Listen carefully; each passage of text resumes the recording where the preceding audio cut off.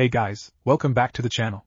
This is a story about what if Kakashi sees Naruto as his pup. Before I start, please support for more amazing content, and do consider subscribing to my channel and share this video with your friends. This is written by Hichiisai and link in description and support writer. Let's start the video. Chapter 1. Dog walked into the Hokage's office an hour past the time of his appointment. However, the Hokage merely smiled and waved him to a chair as he finished the last piece of paperwork in front of him. As Dog sat, he took in his surroundings, noting the two ANBU on guard, and the aide that was standing next to the Hokage's desk, waiting patiently to carry the paperwork away. That will be all for now, the Hokage said, sighing and putting the scroll on top of a stack over a foot tall. Rabbit and Boar, you two may go as well. Come back in half an hour or so. The aide scurried out and the two ANBU guards followed after giving a sharp salute. Behind his own mask, Dog raised an eyebrow in surprise, but said nothing. As the door closed, the Hokage sighed again. Remove your mask please, Sarutobi said. I'd rather have this conversation with Kakashi, not Dog. Yes sir, Kakashi said, removing his ANBU mask and tucking it into his pouch. His white hair hung haphazardly over his face, covering part of the scar that ran down the left side of his face. He closed his left eye out of habit and then gave the Hokage an inquisitive look with his remaining eye. I have two things we need to discuss, so I will start with the easier of the two, Sarutobi said, giving him a small smile. I want you to take over as head of ANBU. As you are aware, ANBU traditionally reports directly to the Hokage. However, I am concerned about the actions of Danzo's root division and about the loyalties of some of the other ANBU members. I want you to restructure its members and eliminate any threats. I trust you to use your best judgment on how to handle each situation. Kakashi said as he tilted his head in thought. I will not order you to do this, Sarutobi added. However, you are my first choice for the job, so I hope you will accept. Hi, I'll do it, Kakashi replied nonchalantly. Any particular way you'd like it restructured? I want those who you trust reporting directly to you until it is finished. I will not be able to speak to you much about it, given the nature of the mission, but for now you will go back to being Hatake Kakashi, and Dog will be permanently on a mission elsewhere, Sarutobi said. Alright, good, now for my second request. Again, I will not order you to do this, but I hope you will consider what I am asking you to do, Sarutobi began, and Kakashi's ears pricked a little at the hesitation in the Hokage's voice. I am searching for a guardian for Uzumaki Naruto. I realize you are quite young yourself, but the boy needs someone to look after him. Someone that will hopefully spend more time making sure he is safe instead of allowing harm to come to him. Now Kakashi understood, and he merely stared at the Hokage as he thought over what he knew of the boy. The Kyuubi was sealed within him, and he had no living family. As far as Kakashi knew, he was fostered with some villager or another. The few times Kakashi had seen the boy, he had been wandering about the village by himself. The Hokage ignored his blank stare and continued on. He is your sensei's son, so I had hoped maybe you would be able to look past the monster sealed inside him to see the Yandame's legacy. Why? Kakashi couldn't help but ask. As I said, he is Minato's son, and whoever looks after him needs to be strong enough to protect him. He has already been hospitalized at least 3 times in the last 6 months from various attacks on him by the villagers. If it isn't stopped now, the next time he may not get off with just a collection of bruises and a broken bone, Sarutobi said sadly. He considered it his greatest failure that he had been unable to do as the Yandame has wished. Instead of the villagers seeing Naruto as a hero, they saw him as the scum of the earth, not worth their protection or aid. In fact, many actively sought to harm the small child. He is 4 years old and mostly keeps to himself, so you should not find him too difficult to care for. Hokage-sama, I don't know how to be a father, Kakashi said with a grimace. I didn't exactly have a sterling example myself. I understand that you feel unprepared, however all new parents feel that way. And you must realize that Naruto is not an ordinary child, so anything you might have known would probably be useless anyway, Sarutobi said with a laugh before his face sobered up again. There is also the chance that you will truly be more of a guardian than a parent. What's the difference? Kakashi couldn't help but ask. Naruto doesn't trust most adults, so he is unlikely to call you father or automatically accept you as family, even if that was what you wanted. If you define your relationship with him as merely the person who provides food and shelter, he may merely accept that as the status quo and not seek any further contact with you, the Hokage explained, his shoulders falling under the weight of his self-accepted guilt. He is very lonely, Kakashi, and things will only become more difficult as he gets older. I understand, Kakashi said softly after another minute. I'll take him in, though I still don't think I'm the best choice. Thank you, Kakashi. Kakashi nodded in response and stood, pulling his mask out and sliding it back on. I'll see to the paperwork, and you can pick him up from the hospital tomorrow after you move into your new home. Kakashi nodded again and slipped out the window as Rabbit and Boar returned, the time limit up. Chapter 2. The Hokage hadn't lied when he said everything would be taken care of.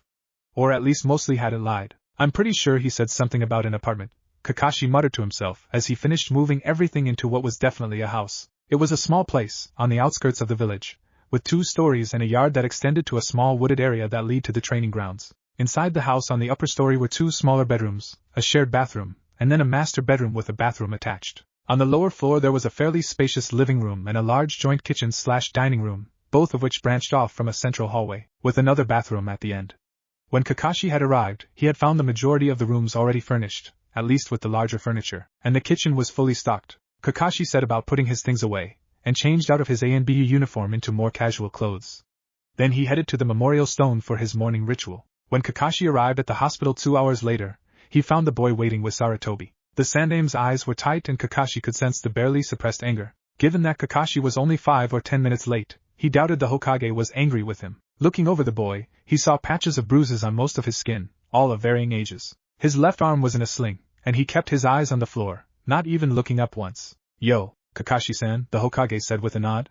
Then he took a deliberately slow breath and let it out, turning to the small boy and kneeling down. "Naruto-kun, this is Kakashi Hatake. He's going to be taking care of you starting today." Sarutobi's voice was soft and gentle, any trace of anger gone from his voice. Naruto looked up slowly at the new arrival and inspected him with guarded eyes. He couldn't keep his eyes from widening slightly when he saw that his new caretaker wore a mask over the lower half of his face, and a forehead protector covered his left eye, leaving only a fraction of his face visible.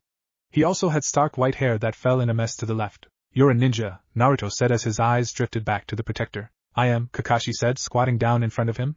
"If you like, I could teach you how to be one as well." Kakashi wasn't sure what had prompted him to offer such a thing, but the small blonde's eyes lit up, so it seemed to have been the right thing to do. "Really? Really?" Naruto's face broke into a grin, and Kakashi could almost see the energy radiating off of him. However, it faded quickly when he moved his injured arm, and pain laced his features. Kakashi almost instinctually reached out and ruffled Naruto's hair in sympathy. "Come on, you need to rest for now," Kakashi said as he stood. "There's a few papers you will need to sign first," Sarutobi told him, a small smile on his face. "Naruto can wait here while we take care of it." Kakashi nodded and followed the Hokage to a small office, where a nurse handed them a stack of discharge papers. With a sigh, Kakashi found a pen and started reading through them while the Hokage looked on. "Did something happen earlier?" Kakashi asked casually, his voice soft. "They weren't tending his wounds properly. The nurse who had charge of him yesterday took good care of him, but the day's shift for today decided that he didn't deserve to be treated as a patient," Sarutobi replied, his mouth tightening in disgust. Kakashi felt his face do the same, and he made a note to never leave Naruto with the menins alone. He finished the paperwork and they walked back out to find Naruto standing against the wall, looking down dejectedly. "HNN, what's this?" "You were so excited a moment ago," Kakashi said, keeping his tone light. "Won't it be bad if you take a monster home with you?" Naruto asked softly, refusing to look Kakashi in the eye. Sarutobi started forward, and then stopped himself, watching Kakashi carefully. "Ma, I suppose taking a monster home would be bad," he said seriously as he squatted down in front of the boy again. "But I don't see a monster anywhere, so it won't be a problem." "But, Naruto-kun, do you not want to come with me?" Kakashi asked. "I want to," Naruto replied instantly. "You said you'd teach me to be a ninja, then no buts." "If I say it's fine, then it's fine," Kakashi told him, voice matter-of-fact. "Hi." Kakashi nodded to the Hokage as he stood up, and then waved at Naruto to follow. Naruto ran after him, only stopping long enough to wave goodbye to Sarutobi, before he fell in alongside Kakashi. It took them 15 minutes of walking to reach their new house, and the entire time Naruto stayed glued to Kakashi's side. He was never more than a foot away and Kakashi couldn't tell if it was from happiness or nervousness. "Here we are," Kakashi said as he walked up to the door. "This is our house. We have the whole house?" Naruto asked, awed. "Yep. Hokage-sama chose it for us," Kakashi told him as they walked in, and Naruto's eyes got even wider. "It's so big." "This is only the hallway," Kakashi pointed out dryly, showing him around the bottom floor, and then the top. "You can pick which room you want from these two," Kakashi told him, leaning up against the wall as Naruto looked in both. "I want this one," the child told him excitedly, picking the one that looked out over the backyard. "Alright, we'll get your stuff moved in when it's delivered. My room is at the end of the hall. The only rule is don't go in there without my permission," Kakashi told him as they headed back downstairs. "Hi, I suppose I should get him something to eat. That arm looks like it's hurting him too, so I should get him some more medicine." Kakashi tried to think of what else he was supposed to do, but nothing came to mind, so he headed into the kitchen. Naruto trailed behind the older ninja, unsure of what he should do. When Kakashi started pulling out pots and food from the fridge, the child settled himself at the kitchen table. "Naruto-kun?" "Yes? What kind of food do you like?" "Ramen." "Other than ramen," Kakashi said with a sigh. I don't know." Kakashi sighed again and gave up, fixing grilled chicken with a mix of vegetables. Naruto scrunched his face when he saw the pile of multicolored veggies, and Kakashi frowned. Then an idea struck him. "Naruto, if you want to be a ninja, you need to eat healthily like one. Ninjas need lots of energy and a strong body," Kakashi told him. Reluctantly the boy nodded and started working on eating all of the hateful greens. This might not be so bad after all, Kakashi couldn't help but think as he pulled his mask down and started eating his own food. Naruto glanced up curiously as Kakashi removed his mask, but soon resumed eating. While Kakashi did have a long scar down the side of his face, there was nothing else special to note, and his stomach was reminding him he hadn't had breakfast. A ninja brought Naruto's things over shortly after they had finished lunch, and a second one delivered a message for Kakashi from the Hokage. After reading the scroll, Kakashi helped Naruto to arrange his room how he wanted it, and then gave the boy another dose of painkillers, tucking him into the freshly made bed. As Kakashi went to leave, Naruto whimpered quietly, and Kakashi turned to face the bed again. He opened his mouth to say something, but then shut it. For once he wasn't sure what he should say. Did he ask if something was wrong? But it was obvious that his arm hurt, so of course something would be wrong. Yet the boy had hardly complained about it since they had left, so was it something else that had caused it? He realized that he'd have to ask the boy if he wanted to know anything, as he could hardly read a child's mind. Naruto, is something wrong? He asked hesitantly. Scared, Naruto said softly, the drug's already starting to work. Of what? Kakashi asked, looking around. He didn't sense any danger, and while the window was cracked open a little he was sure there was no one out there. Alone, Naruto mumbled, and Kakashi sighed, feeling stupid. I should have realized he'd be uncomfortable in a new place, let alone if he has to stay by himself. But I have to go. Sandaime summoned me after all. Kakashi pondered it for a few more minutes before he came up with a solution. He quickly pulled out a kunai and nicked his finger, using the blood to summon his pack of Niken. You need something, boss? The smallest of them asked. He wore a blue vest and a Konoha protector across his forehead. Pakin, you and the pack are going to watch the pup for me while I go see the Hokage, Kakashi told him, nodding to Naruto when he said pup. Don't let anything happen to him while I'm gone, and if he wakes up, tell him to stay in the house until I get back. Sure thing, boss, Pakin said, and a few of the dogs jumped into the bed, curling up around the now sleeping boy while the rest spread out on the floor. As their warmth began to spread through the blankets, Naruto instinctively turned towards one of them, wrapping his arm around it like a teddy bear. The dog he grabbed merely snuggled closer while Kakashi gave Pakin a final nod and left for the Hokage's. Chapter 3. Kakashi didn't take long to reach the Hokage's office, and he realized as he walked in that his visits here would probably become much more frequent. Waiting inside were 5 ANBU, and Kakashi hid his confusion behind a smile and customary wave. Yo! They all nodded at him as he entered, and moved to the side, forming a path to the Hokage's desk. Is the child settling in all right? The Hokage asked as Kakashi reached him. As much as possible in the few hours since you saw him, Kakashi responded dryly. He's sleeping now, with my Niken keeping an eye on him. I apologize for having to take you away from him, the Hokage said with a smile. However, there are a few things left to finalize with your new mission. The ANBU here are all ones I trust implicitly, and they will aid you with hunting down any traitors. They will also report directly to you as of now, and I will do my best to see that none get sent out on other missions for the time being. Kakashi nodded and glanced over at the other ANBU. He had worked with all of them at one time or another, and they were definitely strong. He didn't know how he felt about trusting them though. I believe you have a spare room in your home. That should be able to function as your temporary office. Once we have this mess sorted out we can talk about moving it elsewhere if you wish, the Hokage said, and Kakashi nodded again. They will all stop by your place sometime throughout the next day or so, and you can brief them more fully. Yes sir. Dismissed then. Oh, and Kakashi. Yes, Hokage-sama? I want weekly updates on Naruto. Don't be late turning them in. Kakashi nodded one last time and then disappeared in a small puff of smoke. He was soon running across the rooftops back towards the house. If we're going to use the spare room as an office, I'm going to have to strengthen the security. Kakashi was still thinking over what he should do when he walked in the front door.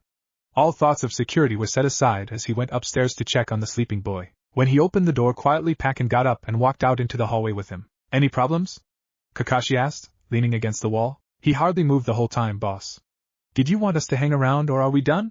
I have a few more things to do, so stay with him a while longer, Kakashi said after a moment. As long as the kid was sleeping peacefully, he might as well take care of the security now. Kakashi spent the next few hours laying traps, placing barriers, and making sure it would be nearly impossible for anyone to come anywhere near the house without him knowing about it. That should about do it. Just in time too, since the kid should be waking up soon, he thought, heading back in. His thoughts were interrupted when he heard a loud scream of pure terror from Naruto's room. Pulling a kunai, he dashed up the stairs. Wawa!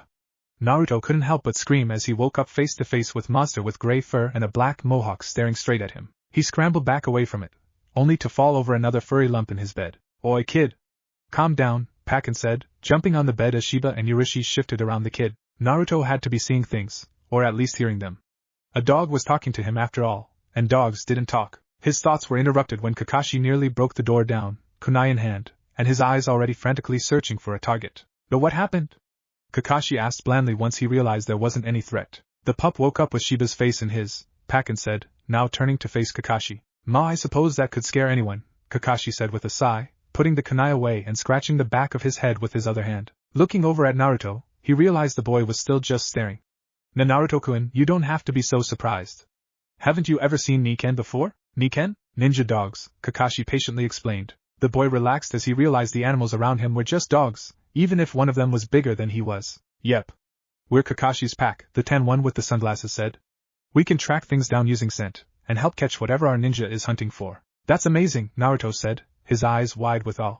Kakashi hid a grin as he watched the boy's fear fade quickly. You guys even talk. Hi they do, but don't get them started or they'll never stop, Kakashi said, stepping in. You guys can go for now. I'm sure you'll want to check out our new place. They all nodded before disappearing out the window and Naruto stared after them. Can I play with them sometime? Naruto asked hesitantly, turning back to find Kakashi leaning against the door frame. If you eat your vegetables, I don't see why not, Kakashi replied, already realizing how useful the Niken would be in caring for the pup. Naruto's face fell at the mention of vegetables, but he almost immediately cheered up. Even though it was only his first day with Kakashi, he was already happier here than he had ever been anywhere else. Just so you know, the Hokage has some work for me to do. I can do it here, but you'll have to entertain yourself while I do, Kakashi said, feeling uncertain after watching the play of emotions across the boy's face. Do you think you will be okay by yourself if I leave the pack with you? Naruto nodded, and solemnly replied. I can take care of myself when you need to help Ji-chan. Alright. Let's get you some dinner first then, Kakashi said, pushing himself off the door. A part of him wondered if he should say something about a little kid calling the Hokage an old man, but then he mentally shrugged. If the Hokage has a problem with it, he'll say something. Naruto practically bounced out of bed and trailed behind Kakashi to the kitchen. Once again Naruto sat at the table while Kakashi cooked, though this time he just sighed when he saw the vegetables. With a look of pathetic resignation, he started working his way through the pile. Kakashi felt the corners of his mouth twitch, and quickly busied himself with his own food. After dinner, the two washed the dishes from the day, with Kakashi washing and Naruto putting them in the drying rack. The child had been adamant about helping, but his first attempt at washing one-handed had left more bubbles on him than on the dishes, and the thought of the child handling glass more than just putting it on a rack made him nervous. Once the chore was done, Kakashi again summoned his pack, and sent all of them out to play in the backyard. Then he climbed the stairs to his new office, opening the window as he entered. Within minutes Weasel appeared standing in the empty space. Kakashi-san, Weasel said, giving a swift salute. Weasel. Kakashi nodded his head in greeting and then looked the shinobi over. After a minute or two he sighed. Close the window for now. Weasel complied swiftly, and once the window was closed he turned back to Kakashi and removed his mask. Hokage-sama thought it best you get to know all of us better, Itachi Uchiha said, his smile grim. Given all of the house cleaning we will be doing together, I suppose it's for the best, Kakashi said with a nod. Then he leaned back against the wall. You'll have to forgive the lack of furniture. I'm afraid my custom desk is still on order. However, I should be able to tolerate standing long enough to brief you, since you came all this way. Kakashi's nonchalant voice caused the corners of Itachi's mouth to twitch, but he was otherwise solemn as Kakashi outlined what the Hokage was truly asking of them. When he had finished, Itachi slid his mask back on and went to the window. Once I have gotten an estimate of everyone's abilities I will begin passing out your orders, Kakashi told him as he left. Itachi nodded in response, and then disappeared through the window, as silently as he had come. Chapter 4. Kakashi awoke with a start the next day, reaching for a kunai as his ears strained to figure out what had woken him. He heard clanging coming from the first floor, and soundlessly teleported himself into the hallway. As he peeked around the corner, he saw the refrigerator door open and a small rear end sticking out as its owner dug through the fridge. With a sigh Kakashi hid the kunai and then leaned up against the doorway, waiting for the child to notice him. He's going to have me jumping at shadows at this rate, Kakashi couldn't help but think with a grimace. As Naruto finally found what he was looking for he stood up and closed the door. When he saw Kakashi, he started, and dropped the eggs he had just pulled out. Ohio Kakashi-san. Sorry about the eggs, I'll get them cleaned up, the young boy said, grabbing a dishcloth and attempting to clean up the mess one-handed. I didn't hear you at all. You must be a really good ninja, huh? Naruto watched Kakashi carefully as he cleaned, trying to hide his nervousness. The silence seemed to stretch and Naruto felt his gut twist as he waited for the expected lecture or punishment. However, Kakashi just shook his head and took the cloth from Naruto. Go sit down, I'll clean it up. It's easier to do two-handed than one after all, he said mildly. What were you going to do with the eggs anyway? You cooked for me yesterday, so I wanted to make you something today, Naruto replied shyly. So you're not mad at me? For breaking the eggs when I startled you? Why would I be angry? Kakashi asked, puzzled. It was my own fault for not letting you know I was here. As Naruto mumbled something unintelligible, Kakashi realized that it had to be a reaction from a past home. Someone, or multiple someones, had been very harsh on the kid, to the point where he practically drew in on himself if he thought he was in the slightest bit of trouble. Naruto-kun. I won't get angry with you for things that aren't your fault, Kakashi told the boy patiently. Though I think I would feel better if you left the cooking to me for the time being. In fact, I'll feel a lot better, Kakashi thought, a chill running down his back as he realized the potential hazard of a child in the kitchen by himself, both to the kitchen and his health. Once the egg was cleaned up, Kakashi began making breakfast while Naruto found himself once more sitting at the table. Nah, Kakashi-san? Never mind. Kakashi raised an eyebrow and turned to look at the boy who was now staring at the table. With a sigh, Kakashi finished cooking and set the plates on the table, pulling his mask down as he sat to eat. Naruto-kun, if something is bothering you, you have to tell me. Without using a jutsu, I can't exactly read your mind, and somehow I doubt the Sandaime would be okay with me using such a jutsu on a child, Kakashi told the silent boy. His attempt at levity fell flat though, and Naruto kept poking at his food. I don't know what the Hokage was thinking asking me to do this, Kakashi couldn't help but think. I've never had to take care of anyone else before, let alone a kid who can't even reach the sink by himself yet. Are you really not mad? Naruto asked suddenly, interrupting Kakashi's thoughts. I'm really not mad, Kakashi said firmly. Naruto looked at him somewhat suspiciously, but seemed to accept Kakashi at his word after that. Then can you start teaching me to be a ninja today? Should have seen that coming, Kakashi thought wryly, though his face showed nothing as the young boy looked at him hopefully. We should Kakashi started to say, and then was struck with an idea. On second thought, yes, we can start today. First thing we need to work on is you noticing your surroundings. Whenever you walk into a room, or are walking down the street, you should always be paying attention to what is going on around you. I'll quiz you occasionally on what you see, and when we're in the house, I'll expect you to find what is different. That should be enough to keep him busy until I can think of something better. Hi! Naruto practically shouted, digging into the rest of his meal happily, and he's eating his vegetables without complaining. Maybe I can do this after all. After the meal, the two washed dishes together, and then Kakashi sent Naruto to play with the Niken, though he reminded him of his homework. With a sigh, Kakashi climbed the stairs and opened the window, pulling out a book to entertain him while he waited. By lunchtime, Kakashi had met the rest of the team, though its composition made him smile. It sounds like a bad joke. An Uchiha, a Hyuga and a snake walk into a bar. In the end his 5-man squad contained Itachi Uchiha, Hisashi Hyuga, Enko Mitarashi, Ibiki Marino, and Tenzo or Weasel, Rabbit, Snake, Bear, and Cat respectively. Each of them had reacted slightly differently when told their true mission, but all had one thing in common. Kakashi had seen it in their eyes, and he wondered if he'd be able to keep them from tearing the traitor to pieces long enough to interrogate them. Oh well. I'll deal with that when we know for sure. And now it's about time to feed the boy and see how he's feeling. After that first day, he hasn't complained about his arm hurting at all. Though with the Kyuubi inside of him, he's likely to heal faster, so we'll probably be able to take the sling off in another day or two. Kakashi pushed off the wall and headed for the kitchen, though he came to an abrupt halt when he saw paw and footprints tracked through the hallway leading to the living room. His intuition told him he shouldn't go in there, but he made himself move forward.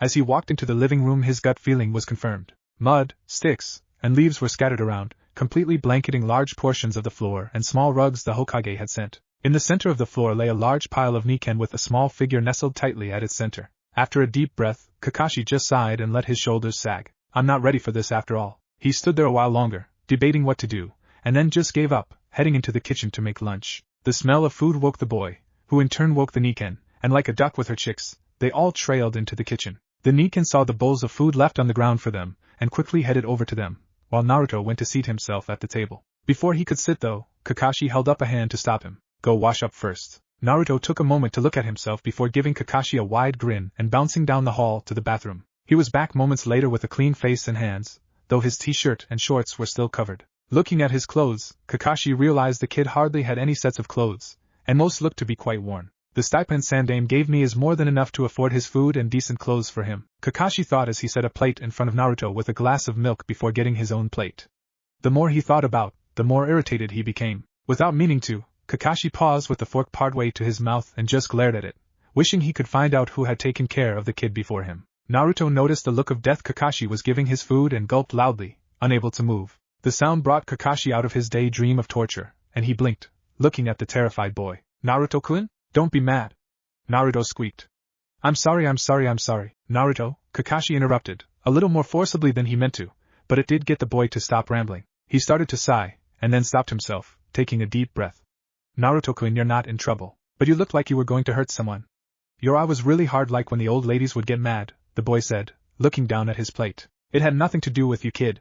I was just thinking of someone I'd have liked to get my hands on is all, Kakashi said, reaching over and ruffling Naruto's hair. I don't ever want to be that person, Naruto mumbled, glancing up at Kakashi from beneath his bangs. The Jounin just grinned and shrugged. Most people with brains don't. Now come on, finish up, then we have a few extra chores this afternoon. Naruto nodded and shoveled the last of his food into his mouth, downing his milk in a single gulp. Dishes were first, and then came the living room, something Kakashi made the Nikken help out with as well. Once that was done, Kakashi grabbed what he needed and led Naruto into the town proper. As they walked, Naruto again stayed close to him, and Kakashi noted his eyes were constantly moving. Deciding it was a good time for a pop quiz, Kakashi spotted a woman who walked by wearing an obnoxious kimono. Naruto-kun, what color hair did the woman in the bright orange kimono have? Brown? Naruto responded hesitantly. The orange of the kimono had drawn his attention, but he hadn't paid attention to anything else about her. Wearing something bright like that will distract you from more important details, Kakashi explained. She had black hair and blue eyes. Let's try again. How many restaurants have we walked past since we left? 5. Naruto answered confidently. A dango shop, a ramen stand, 2 grill places, and a sushi place. Figures he notices the food. And what about weapon shops? 1? Naruto guessed, though he honestly couldn't remember having seen any. Why do you say 1? Kakashi asked, hearing his hesitation. I didn't see one, but we've walked pretty far, so there was probably one there somewhere, the child reasoned. Logical. But unfortunately for you, false in this instance. In Konoha, most of the weapons shops, along with the smiths that make them, tend to be located in the central district. We'll be going there when it's time for you to start weapons training, but for now we're going to a clothing store. Clothing store? You can't keep wearing the same 3 outfits, Naruto-kun. Especially if you continue to attack the mud and then bring it home. Naruto flushed, but still grinned. At least I won. Just try to keep your battles outside, rather than in the living room, unless you want to spend every afternoon cleaning it with the Nikken. I'll be more careful, Naruto replied instantly. Scrubbing mud had not been fun at all. Even with Kakashi and the Nikken it had taken more than an hour, and the rug still wasn't completely clean yet. Good.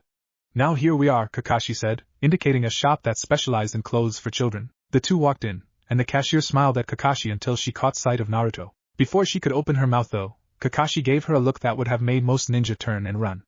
As it was, the cashier shut her mouth and retreated. Naruto was looking around with curiosity, having never been in such a shop, and missed the exchange entirely. Pick out a few outfits you like, Naruto-kun. I'll find you something suitable to train in as well, Kakashi said, watching for a moment to make sure the boy would be okay while he searched. In the end, they had found 3 training uniforms, and 4 day-to-day outfits, though Kakashi had no doubt the boy would need more than that in the near future. They also had a pair of fox pajamas with a sleeping hat. Naruto had seemed fascinated by them, and the irony struck Kakashi as too good a joke to pass up. The cashier rang them up quickly, saying hardly 5 words to either of them, but Kakashi didn't care.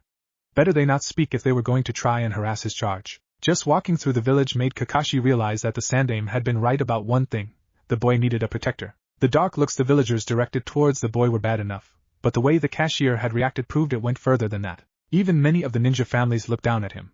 His own father sacrificed him for the safety of the village, and this is what he gets. No family to speak of and the hate of an entire village directed at him. As they walked home that day, Kakashi felt something stir within him, something he hadn't felt for a long time. Determination rose and he silently swore to his sensei's ghost that he would find a way to care for this child. Kate Blanchett. Kakashi had a few peaceful days after their trip to the shopping district. He had taken Naruto to the hospital for a checkup the next day, and the sling had come off. Apparently being a container for the Kyuubi had some benefits, though Kakashi was confident it wasn't a fair trade by any means. Naruto had been kept busy by the Nikken while Kakashi turned his office into an actual office and began the task he had been given. It was at breakfast, nearly 2 weeks after Naruto had come to live with him, that things changed again. Kakashi-san, are you busy again today? Naruto asked, keeping his eyes down shyly. Kakashi started to answer, and then paused.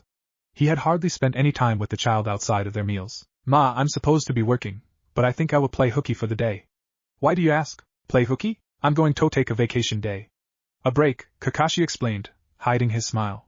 He'd have to teach Naruto about breaking rules at some point, but now probably was a little early. Oh, okay. Ji-chan won't get mad, right?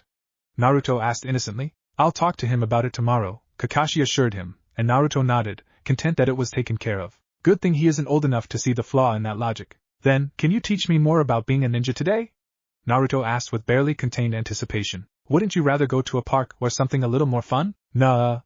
Kakashi-san is always so busy, so I'd rather learn to be a ninja. Then I can help you so you don't have to work so much, Naruto told him with the logic every 4-year-old seemed to have. How about this? We'll train in the morning, go get ramen for lunch, and then go to the park, Kakashi said, feeling a bit guilty. He thanked whatever was out there that he had the Nikken so the child wasn't so lonely. As it was, he decided he'd have to set office hours or it would be too easy for him to leave Naruto alone far too often. Really? Really? Alright. Naruto said, jumping out of his seat. He quickly gathered up the dishes, only to be stopped by Kakashi. Finish your breakfast, Naruto-kun, or you won't have enough energy for later. Hi 3, Naruto replied, complying immediately. Kakashi just shook his head and finished his own meal. They hurried through the chores, and after the Niken had finished eating, Kakashi gathered up some of his tools and then sent them out with it. Then he motioned for Naruto to follow him outside. They walked out into the backyard and Kakashi listened as the Niken howled in the forest, first one and then another, each one letting him know they had finished their task. As you know, a ninja must be good at moving around quietly, Kakashi said, putting on his best lecturer's voice. And you must also be attentive to your surroundings. The Niken have laid traps throughout the forest, so pay attention and try to make your way to me. I'll be at the other side waiting for you, though if you stray too far from our play area the Niken will bring you back. Which way will you be? Naruto couldn't help but ask, feeling slightly apprehensive, nearly straight ahead. There's a clearing with a pond there. However, I'll give you a few hints before I go. If you take the direct path, there will be more traps. Also, to move quietly in your surroundings, you must become a part of it. Jaya any? Kakashi waved and then disappeared in a puff of smoke, teleporting himself into the nearby tree to watch. Another part of being a ninja was not losing your cool when facing something you weren't expecting. Naruto looked uncertain, but then he took a deep breath and walked into the forest. Kakashi followed as the boy tried to tiptoe through the forest. Kakashi grimaced at the noise he made, though he had to give the kid credit. For a 4-year-old, he wasn't making much more noise than an elephant. A wince followed as the first trap was sprung and a miniature scarecrow popped out of the bush. Naruto screamed and scrambled backwards away from the stuffed doll, only to trigger a second trap, this one a net that scooped him up and hung him in a tree. I'm beginning to think this was the wrong way to go about it. Kakashi couldn't help but think as he watched Pakken cut him down. The boy fell with a soft oof onto a pile of leaves the Niken had thoughtfully left for him. Naruto set off again, and Kakashi ran a hand through his hair as he watched Naruto run into the same style of trap no more than 20 feet from the first one. This time he jumped at the scarecrow, and went falling into a pit instead. I think he has a talent for finding traps, Kakashi thought with a snort half an hour later. The boy had managed to trip every single trap the Niken had set. Partway through, Kakashi had given up on taking the exercise seriously, and just watched with growing humor at each new incident. Kakashi-san, I found you, Naruto said as he walked into the clearing, a huge smile on his face. Leaves and dirt stuck everywhere to him, but he didn't bother to remove them. Naruto-kun, the idea was to avoid the traps, not walk into them, Kakashi chided him lightly. At least I found them, the 4-year-old replied cheekily, plopping down next to where Kakashi sat. Kakashi nodded at him and ruffled his hair lightly. Alright then, I'll give you that. Now let's eat. Eat what? Naruto asked, looking confused. There wasn't any food anywhere that he could see. Kakashi smiled again, and made a seal, releasing the picnic basket he'd put into a scroll earlier in the day. This food. Wah. That's so cool. Hi, now eat up and then you'll try again getting back home, this time without triggering the traps hopefully, Kakashi said, his lips twitching as he tried to suppress a smile. Naruto wolfed down lunch while Kakashi watched, though he also continued to scan the clearing. He felt another presence join them, and discreetly gave the signal for them to wait. As Naruto finished, Kakashi packed up the rest and stowed it away once more. Aren't you going to eat? Naruto asked, head tilting. Nah, not hungry yet, Kakashi said in an offhand manner.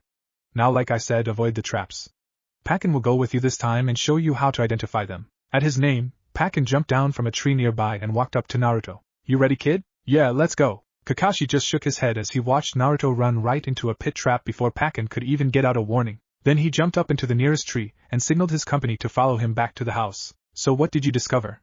Kakashi asked as his small team gathered in the office. Hokage-sama was right to assume Root was still operating, though its functions have been greatly reduced, Hisashi said, stepping forward. He handed Kakashi a few pieces of paper before stepping back again.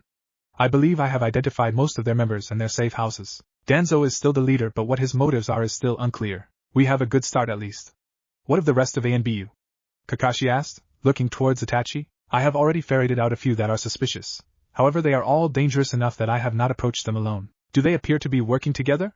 Tenzo asked, rubbing his chin in thought. From what I have observed, a few of them are working in pairs, but nothing larger than that. It speaks poorly of our village if numerous teams can get past us with only 1 or 2 people, Kakashi said with a mild voice. I think we should have a little talk with them then, Anko said, a sadistic smile covering her face. I was thinking of taking a little stroll in the moonlight tomorrow anyway, Ibiki added with a grin of his own. Now children, mother always said to share, Kakashi said. Hisashi will join you tomorrow, Ibiki. And Anko, be a dear and show Tenzo a thing or two. Itachi, I was thinking it would be nice to introduce Naruto-kun to Sasuke-kun. They're about the same age after all. Each of them nodded, their faces ranging with varying degrees of anticipation. Itachi gave them the names of the most dangerous pairs, and the teams split up, each already planning how they would take out their targets. Itachi stayed behind as the others left, watching them go before turning to Kakashi. Do you really think it is alright to leave Naruto-kun with the Uchihas for the night? We can always bring Sasuke-kun here for the night. I can ask Kurenai to watch them until we get back. She owes me a favor, and how hard can it be to keep an eye on a 4-year-old and a 5-year-old for just a few hours? Itachi agreed and then slipped out the window as they heard the downstairs door open. With Naruto back, they would have to finish their discussion later. After making sure the boy was in one piece, Kakashi told him to stay inside and play with the Niken while he ran an errand. He managed to find Kurenai fairly easily, and used the same argument he had used with Itachi to win her over. She agreed to keep an eye on the two brats for the few hours they would need. Naruto nearly gave Kakashi a heart attack when he told him over dinner about the sleep over the following night. The boy had jumped at Kakashi spontaneously, squeezing him as tightly as his small frame would allow, and it was all Kakashi could do to not draw a kunai in reaction. Kakashi saw Naruto to bed, making sure the child brushed his teeth properly, and actually went to sleep. Then he set Pakin and the others on guard duty and went to meet with Itachi to finish their planning session. The next morning Kakashi made breakfast as usual, although Naruto was practically bouncing in his seat the entire time. When the food was set in front of him, he ate faster than Kakashi did in a public place. Naruto-kun, please take time to breathe while eating, Kakashi said in a bored voice. He made sure he himself was going at a slower pace, and nodded when Naruto followed suit. Kakashi-san, when will I get to play with a new friend? Naruto asked, his eyes wide. Tonight, probably around dinner time. Until then we are going to clean up the house and then go run a few errands, Kakashi told him, unable to repress a grin. They finished breakfast and then set about dusting and tidying up the house. There was very little mess to actually clean, as Kakashi kept all of his things in his room and Naruto still had very little of his own, something Kakashi planned to begin remedying today. The Niken helped as much as they could, and by lunchtime everything was sparkling. Looking around, Kakashi quickly decided to eat out for lunch, rather than have to clean anymore, and grabbed his packs and jacket. Ready, Naruto-kun? Hi, let's get going then, Kakashi said, slipping his hands into his pockets and heading out. Naruto followed at his side, a bright smile on his face. When they reached the business district, Kakashi stopped in front of one of the ramen stands and sighed. Hokage-sama said he loves this place, and he really has been good about eating healthier, so I suppose this once I can make do. With a grimace he stepped into the Ichiraku ramen shop. After they had eaten, Kakashi decided it had been worth the torture, as the child's face had lit up even brighter when he realized they were going to actually eat there. Not only that, the owner even made an extra bowl for the boy, explaining to Kakashi that he needed to be sure to bring their best customer by more often. Kakashi had just nodded and smiled through his mask. Even though he might dislike eating too much ramen, it was obvious that the socializing was good for Naruto, and he made a mental note to make sure the boy did, indeed, make it by more often. With lunch out of the way, Kakashi led Naruto further into the shopping district until he reached one of the many toy shops. Naruto's mouth dropped open when he looked through the window, and he nearly ran into Kakashi. Careful kid, Kakashi murmured, steering him inside gently. What are we getting from here? Naruto asked, still captivated by all of the interesting things. Well, you and Sasuke-kun will need things to play with tonight, won't you? And I would rather you not run around the house playing ninja. Even blunted can I leave marks, you know, Kakashi told him, glancing around. So let's try to pick a few things out that you think you'll like and maybe a few that he might like. After much wide-eyed gazing and debating, they walked out of the shop with a ball the size of Naruto's head, a memory game, a few stuffed animals, 2 coloring books with crayons, and a set of building blocks. While Kakashi could easily turn some of the things into weapons, he was fairly certain the boys would be unable to do the same. Kakashi had also picked up some letter and number flashcards, as he realized with the start that Naruto would be starting school in a few months, and he hadn't even checked to see if the child was ready. The cashier looked at him oddly, but wisely said nothing other than telling him their total. With that done, they headed to one of the small markets and picked out a few things for Kakashi to make for dinner. Naruto carried one of the bags of his toys, a huge smile plastered to his face. Even the grocery shopping could not bother him. However, as they started to walk back, Kakashi's sensitive ears picked up some of the whispers around them, and judging by the speed at which Naruto's smile disappeared, he heard it as well. Terrible creature. They'd even make a ninja take him, too young to have such a burden. Why isn't he dead yet? Kakashi shot that one a glare, and freed up one of his hands to lay it on Naruto's shoulder. Don't listen to their poison, Naruto-kun. I chose to take you in myself. They aren't ninja and they don't know our ways. If they did, they would be facing the business end of my kunai for saying such things, Kakashi told the boy, his voice low, but his eyes still hard as he looked at the gossips. However, when he turned to make sure Naruto was listening, his eyes softened, and Naruto could only nod. While he didn't know what Kakashi meant by business end of his kunai, he felt his eyes start to fill, and hastily tried to blink it away. It was the first time anyone other than Ji-chan had spoken so protectively of him, and Kakashi's look was even fiercer than Ji-chan's had ever been. A feeling he didn't recognize welled up in him, and the tears spilled over. Kakashi quickly picked him up and they disappeared in a puff of smoke.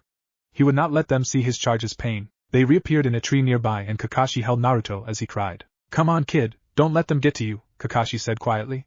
They're the monsters forever talking about a person like that, not you. Didn't I tell that when we first met? Hi, Naruto said through sniffles. Then cheer up.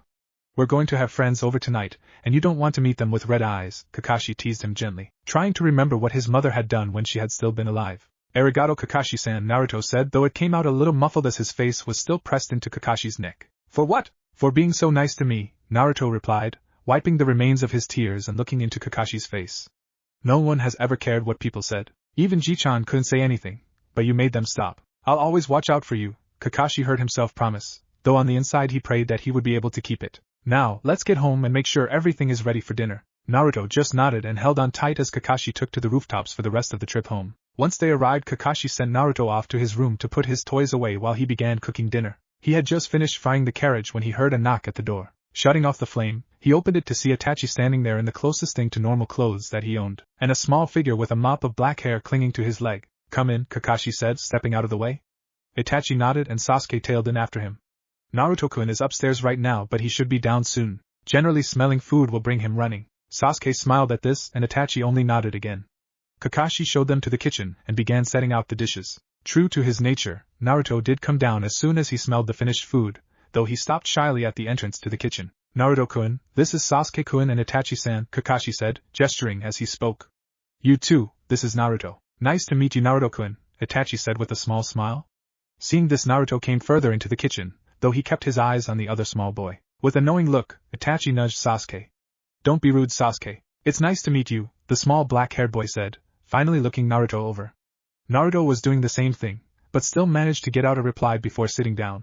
Nice to meet ya. They ate quietly, though Naruto still plowed through his food with his normal gusto. Kakashi and Itachi talked quietly, going over a few last-minute plans while the boys continued to sit there quietly. Once he was done eating though, Naruto couldn't stand the silence any longer. So Sasuke-kun, what kinds of things do you like? What do you mean? Kakashi-san took me out today and we got lots of new toys for us to play with. So what kind of toys do you like? Naruto asked. I like playing games with Nii-san, Sasuke replied uncertainly. Why don't you two go pick a few things from Naruto-kun's room and bring them down to the living room to play? Itachi suggested, breaking off his conversation with Kakashi. You can also show Naruto-kun the books we brought along. Okay, Sasuke said, getting up with Naruto. Come on, this way, Naruto said with a grin. I'll show you my room. Sasuke looked dubious, but followed along anyway, and the two were soon back downstairs each carrying an armful of toys. They settled onto the floor and each pulled out one of the coloring books, quietly talking as they colored. Looks like this will be simple after all, Itachi said with a smile, watching them from the doorway. For them at least, Kakashi agreed with a smile of his own. Right on time, he heard the knock on the door and turned to answer it. Kurenai walked in without waiting for an invitation, and nodded to Itachi before looking over the boys. Kakashi grinned and then walked into the living room. Naruto-kun, Sasuke-kun, Itachi-san and I have an errand we need to run, so Kurenai-san is going to watch you while we're gone. Make sure you listen to her, and when she says it is time for bed, don't argue, Kakashi said nonchalantly. If you argue I'll make you eat a kunai, Kurenai said with a slightly sadistic grin. Recognizing the look, both boys gulped and nodded. Alright, be good then, Itachi said, and he and Kakashi turned and walked out. Once in the woods, Itachi unsealed his things and pulled on his gear. Kakashi rearranged his, and once they were ready both ninja put on their ANBU masks and set off into the night. Kakashi and Itachi set off dashing through the trees, though neither made a sound as they did. Their target was a pair of ninja from Kumo. Hizashi had warned them to be careful as there were more Kumo ninja in Konoha due to a peace treaty being signed. They found their targets fairly quickly but came to a halt as they saw who their targets were talking to. That's the head of the delegation from Kumo, Kakashi whispered, and Itachi nodded. They both activated their Sharingans and began reading the leader's lips. I'll meet you outside of the target's compound in 2 hours with the package. From there you are to return home with it. They're pretty arrogant to be standing around talking in the open like this, Itachi commented softly as the commander thanked them for their message and walked away. Most likely using their guise as ANBU to pretend to be on business. After all, the Hokage uses the ANBU for various errands and everyone in the village knows it, Kakashi said, thinking aloud. I'm afraid Kurenai is going to have to watch the boys for a bit longer than we expected. Do we take their places or wait until they have the package? We'll follow them until they meet up with them again. That way we can be sure we're in the right place, Kakashi said. If they split up we'll each tail one. My Nikan are already following them, so if you lose your target they'll help you. With another nod, the two began tailing their targets.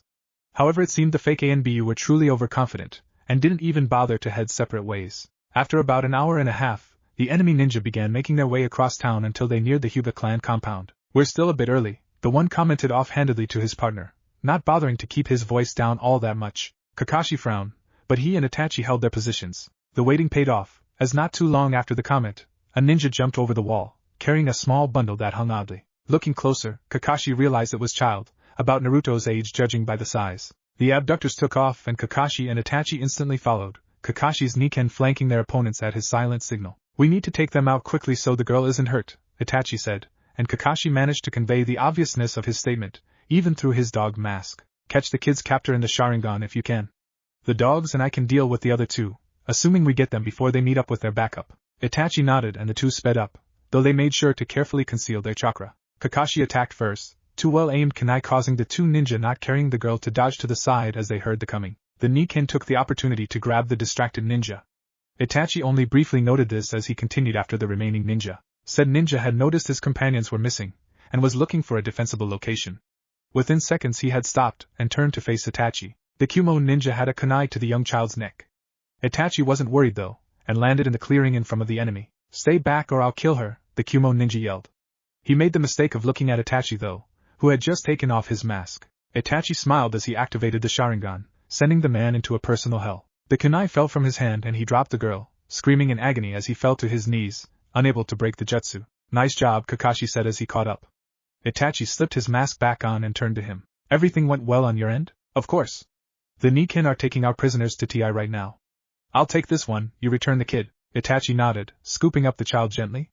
Looking her over he realized how tiny she was. The child's size reminded him of another child nearly as small and his mouth tightened at the thought of what had almost happened. Hayashi Hyuga thanked Itachi personally for returning the small child, and Itachi realized it had to be the heir that had nearly been kidnapped. After making sure the Hyugas would be alright, he set off to meet up with Kakashi, guessing that he would still be with the prisoners in the ANBU headquarters. Briefly he wondered if he should stop by Kakashi's home on the way, to inform Kurenai of the night's events, but just as quickly as the thought had come he dismissed it. There were too many other things to do, like reporting to the Hokage. Around 2 in the morning the pair finally headed back to Kakashi's place. The Niken were spread out around them, making sure there weren't any stray ninja to catch them off guard. After the incident, and seeing that the enemy ninja were indeed from Kumo, the ANBU had put the rest of the Kumo visitors under arrest. Then Kakashi had to track down the rest of his team, making sure that at least their missions had gone smoothly. Luckily for Kakashi, other than Tenzo needing a few days of therapy, everything seemed fine. And really, after doing a TI mission with Enko, anyone would need a few days of therapy, Kakashi thought, a small grin forming on his face. They stopped when they reached the break in the woods to his yard, and both ninjas stopped to remove all evidence of the night, though there would be nothing they could do about the smell of blood that still clung to them. We were lucky it didn't get too messy, Itachi said, and Kakashi found himself agreeing. Kurenai knew they had gone on a mission, but Kakashi hadn't told her anything other than that, and trying to hide massive bloodstains would have been difficult. They were barely through the door when they found themselves face to face with an irate Kunoichi. Where have you two been? Kurenai asked, her voice deadly soft. Ma, we got lost on the road of life on the way, Kakashi started, ducking as Kurenai took a swing at him in the tight hallway. Kurenai-san, I apologize for our tardiness, but the errand took longer than expected, Itachi said, attempting to come to Kakashi's rescue. There was nothing we could have done to be back sooner. I don't care. Both of you are dead, Kurenai said as she began advancing once more towards Kakashi, who was trying to get to the living room so he would have a little more room. Starting with you. I realize we're late but I don't see why you are so upset, Kakashi said, giving his best smile through his mask. Then he saw his living room and his visible eye went wide. All around the room toys and paper were strewn. Crayon drawings filled any blank portion of the wall, and his couch looked like Bull had used it as a trampoline. There were even a few dents in various parts of the wall. What happened? Kakashi asked softly, in awe of the destruction wreaked on his living room. How hard can it be, you said? They're only 4 and 5 and it's just for a few hours, you said, Kurenai spat at him. Barely half an hour after you left, they decided that playing with toys in the standard fashion wasn't good enough. Please tell me they are still alive, Itachi said as he surveyed the damage. I do not wish to have to tell my parents you killed my younger brother. Both brats are still breathing, and any injuries were self-inflicted, Kurenai shot back. I finally used the jutsu to make them sit still, and when they refused to go to sleep I tied them up and put them in the bed. Kakashi and Itachi both dashed past Kurenai to check on the two boys. It turned out they had somehow managed to make themselves comfortable, even bound as they were, and were sleeping peacefully. With a sigh, Kakashi went back downstairs to find Kurenai gone, and the Niken were now surveying the damage. We're heading to bed for the night, boss, Pakken said, and Kakashi nodded. The dogs tended to sleep either in his room or Naruto's since they weren't traditional summons. Luckily they were smart enough to feed and let themselves out so he never had to worry about anything other than making sure he kept their food stocks full. Kakashi stared at the mess for a while longer before deciding to leave it for after he woke up. Itachi came back down as he was heading up, Sasuke still sleeping across his back. I untied Naruto-kun as well, and tucked him into the bed properly. My apologies for this. After some sleep, Sasuke and I will come over to help repair it. Don't worry about it. We'll take care of it at some point. It's not really that bad, Kakashi said, though he felt like he was lying, at least a little bit. Alright. I'll be by with my report regardless, Itachi said, and Kakashi just waved sleepily. Make sure to shut the door behind you. Once he had put his ANBU things away, he fell into bed, asleep before his head hit the pillow. Kakashi-san. Kakashi groaned as a knocking sound followed, with his name being called again. His mind fumbled for who would be calling him, and then it caught up, realizing it was Naruto. What? He half groaned, half called as he rolled out of his futon. I'm hungry. Can I cook breakfast? No. Absolutely not, Kakashi said, instantly awake and at the door in seconds. I'll be done shortly, so just wait for me, he said, opening it enough to see the boy standing there, still in his clothes from yesterday. Okay, Naruto said, turning and heading downstairs to wait, even though he had been waiting for a few hours as it was. Kakashi felt a little guilty as he realized this, getting changed as quickly as he could. Then he met Naruto in the kitchen, preparing a healthy brunch for both of them. As they ate, Kakashi thought back to the previous night, going over his mission once more, organizing the information he would need to write his report. Naruto ate quietly, seeing that Kakashi was preoccupied, though he started smiling as he remembered how much fun he had had the night before with Sasuke-kun. He had woken briefly when Sasuke's brother had come up to get him, but he had quickly fallen back to sleep after that. Realization washed over him as he realized the state he and Sasuke had left the living room in, not to mention their babysitter had been ready to kill them. His stomach seemed to turn into a pit, and he lost his appetite, setting the chopsticks down with an ill look on his face. The movement drew Kakashi's eye, and he nearly panicked when he saw the look on Naruto's face. Naruto-kun, what's wrong? There wasn't any poison in the food, I made sure of that. Naruto-kun, I'm sorry, I'm really sorry, so please don't kick me out, Naruto practically cried. Naruto, calm down, Kakashi said, dropping his chopsticks and rushing to the child's side. He kneeled on the floor, with one knee down and the other up, putting him nearly face to face with the boy. What are you talking about? Why would I kick you out? Sasuke-kun and I broke the living room, the small boy wailed. Kakashi just sighed as he remembered the mess the kids had made. I knew I was forgetting something, he thought, though out loud he said, Naruto-kun, I am not going to kick you out just because you made a mess. But, Naruto-kun, Kakashi started, keeping his voice gentle and patient. I didn't kick you out when you and the Nikin got mud everywhere, did I? No. Then why would I do it this time? Don't know. That's because I wouldn't. Well, I hope you don't make a habit out of it. You're a kid, so it's probably going to happen every now and again. And even if you make me mad, I still wouldn't kick you out, Kakashi told him.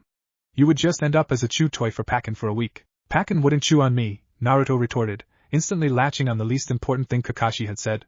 Kakashi just gave a short laugh and ruffled Naruto's hair. Well, we'd best get started cleaning up, kid. You've got a lot of it to do today, and I have a lot of work as well, Kakashi said, standing. Naruto gave him a bright smile and followed. Hi 3. What did you guys do to the living room anyway? We played ninja. In the end, Kakashi ended up making a clone to help Naruto fix up the living room as much as they could. The couch would need new cushions, and Kakashi would have to pick up some putty to mend the walls as well. As the clone finished, Kakashi was finishing looking over the reports his teams had left. It seemed they had rescued Hinata Hyuga, and her family was overjoyed to have her back. So much so that they had requested the Hokage allow them to thank the child's saviors personally. Luckily for him, the ANBU code prohibited disclosure of its members' identities, so he had gotten out of any uncomfortable situations. The other two teams had successfully eliminated their threats without any complications, finding ninja from Curie and IWA. If their information was correct, they had managed to plant themselves as Leaf Ninja shortly after the Kyuubi's attack by taking on the identities of fallen ninja. As he mulled over the night's work, he realized how easily a child could be taken.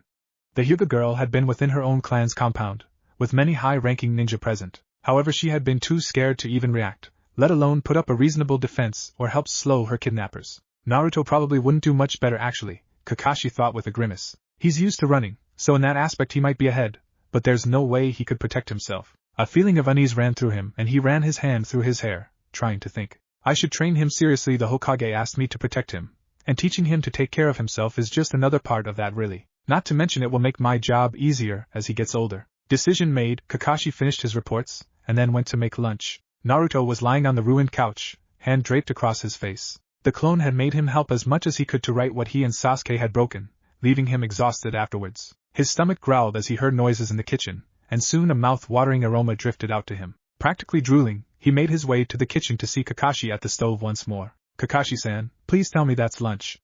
I'm hungry, Naruto practically whined. Yes, it's lunch, Kakashi replied, his mouth twitching into a small grin. The kid would need his strength if he was going to survive what Kakashi had in mind for him starting that afternoon. Just as quickly as the thought passed through his mind, Kakashi frowned.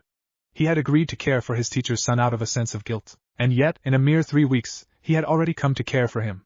Not only that, he was also planning for the boy's future. Kakashi-san? Naruto had barely whispered it, but Kakashi had heard him, and he also heard the hesitation in the voice. The child was almost hypersensitive when it came to the moods of adults around him, and Kakashi's sudden change had instantly set him on edge. Yes, Naruto-kun? Are you okay? The softness of Naruto's voice tugged at Kakashi's conscience and he sighed. Naruto-kun, I'm fine.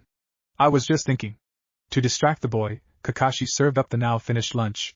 It seemed to work as Naruto happily dug into the noodle dish. Kakashi fiddled with his food, trying to decide if it was really such a bad thing if he cared again. He had screwed up everything in his life before, but he had been a lot younger then, and less experienced. For his sake, I can't mess up this time. I absolutely cannot fail. Naruto watched him discreetly as he ate.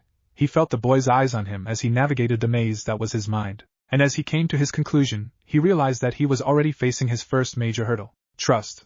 He has to be able to trust me not to overreact, not to get unreasonably angry. And even when I am angry he needs to know that I won't just abandon him. Naruto-kun, listen, just because I'm in a bad mood, it doesn't mean it's your fault. Naruto now looked directly at him, though his eyes were unsure. Kakashi tried again, cursing himself for not being better at verbalizing the important things. I won't get angry with you for something that wasn't your fault. If you know you haven't done anything wrong, and you think I'm unhappy, then it's from the mission or whatever else, not you. So you don't have to worry about it, alright? Naruto nodded his head but he still looked skeptical.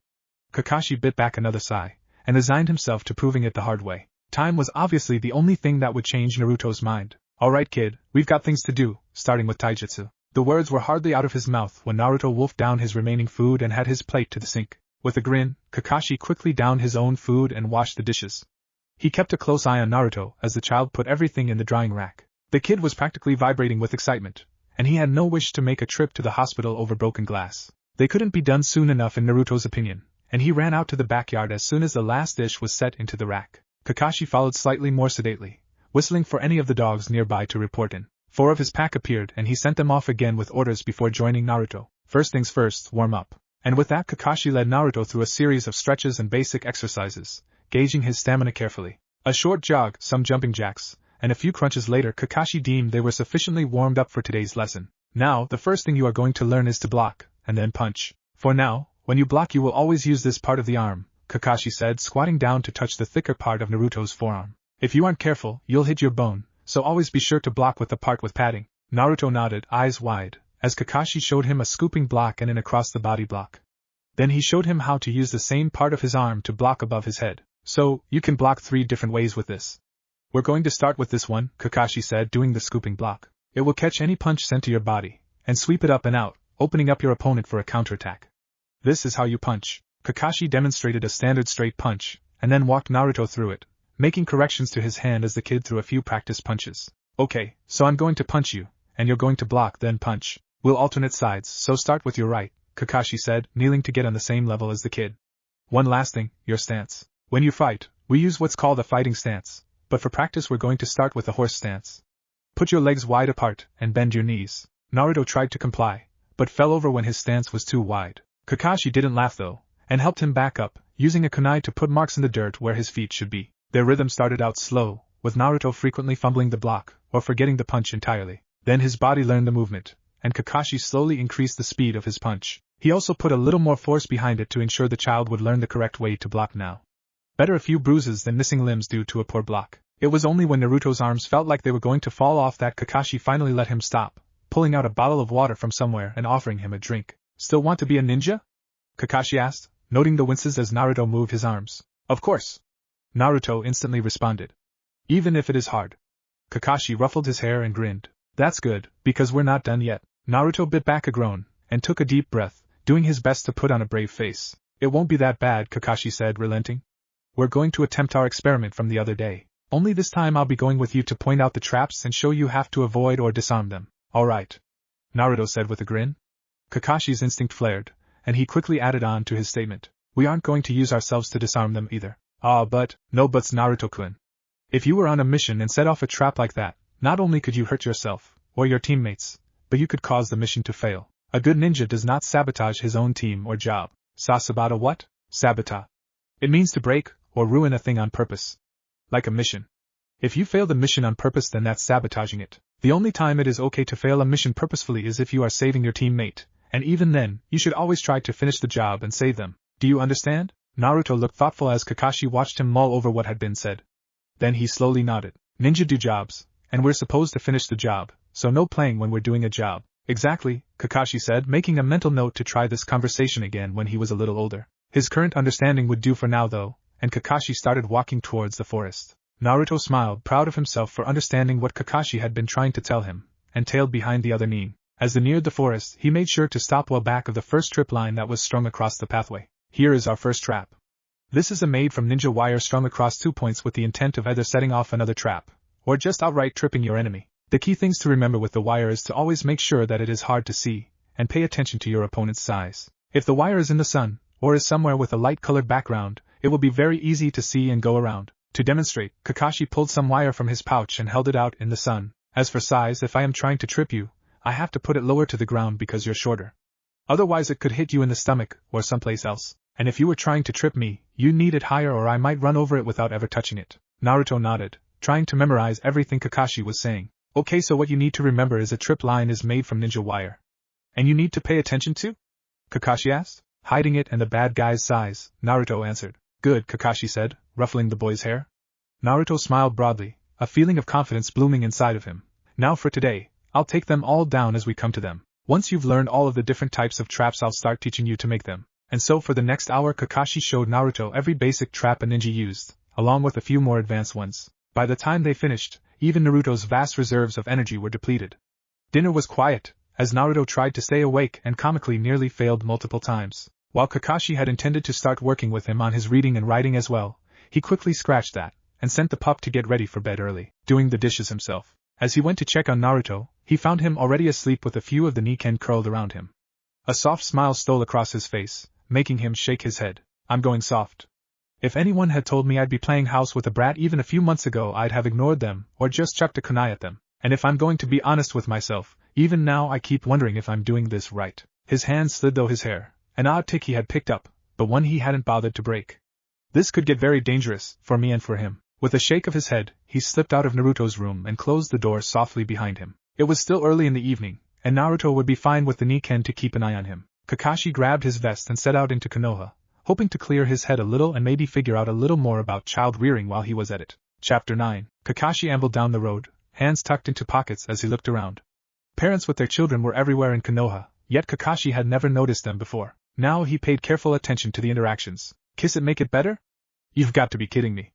And I may not know much, but I do know that giving in when they're throwing a tantrum isn't good either. Kakashi kept his face bland even as his emotions flicked through disbelief to disgust. Eventually he came to a park and stopped, watching the havoc raised by the children there. The parents kept a seasoned eye on them, but didn't step in unless the situation became physical. When he tired of watching the park, he slipped away, heading towards the giant tower that stood above the rest of the buildings. It isn't time for your weekly report, Kakashi, the Hokage said with a smile as the silver-haired ninja walked in. I just wanted to let you know I'm starting Naruto's training.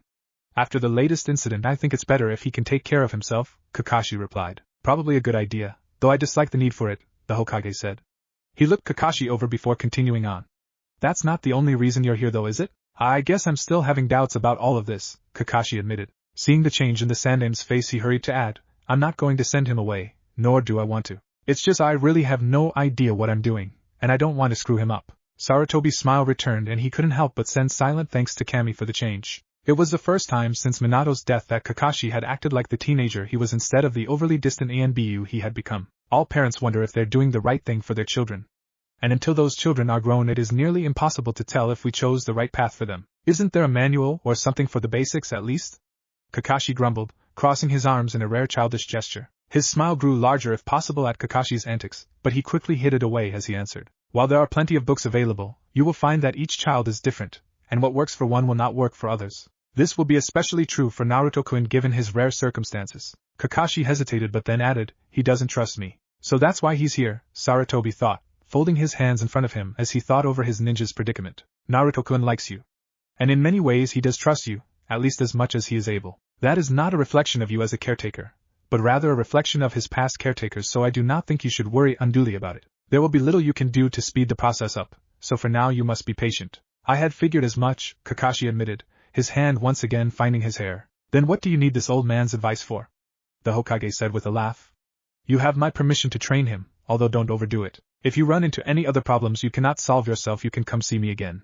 Otherwise I will see you for the weekly reports. Kakashi just nodded and started to cast the jutsu, and Kakashi be honest with him. Kakashi nodded again, and then vanished with a small poof. Keeping the Hokage's words in mind, Kakashi headed to the bookstore and picked out a few on parenting. If nothing else, they should give him some ideas after all, and it couldn't hurt. On his way to the counter, he passed the children's section and couldn't help but pick out a few for Naruto as well. The woman at the register gave him an odd look as she rang him up, but he ignored her. Soon he was jumping from rooftop to rooftop on the path home.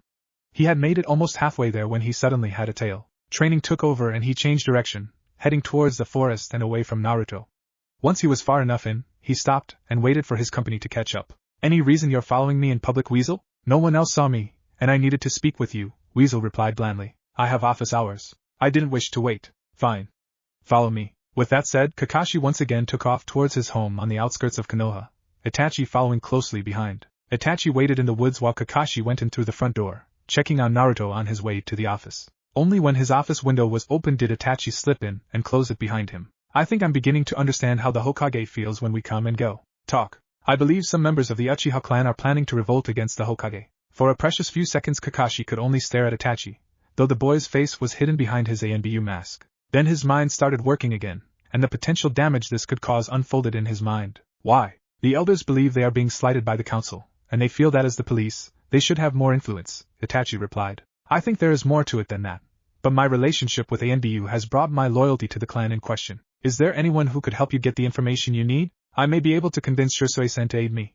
He is loyal first and foremost to Konoha, rather than to the clan, but the elders haven't seemed to have realized that. The elders have even assigned him to keep tabs on me, so communicating would not be difficult." "See to it then, but proceed with the utmost caution." Itachi saluted and then was out the window once more, leaving Kakashi to his thoughts. If the Uchiha revolt, there will be utter chaos.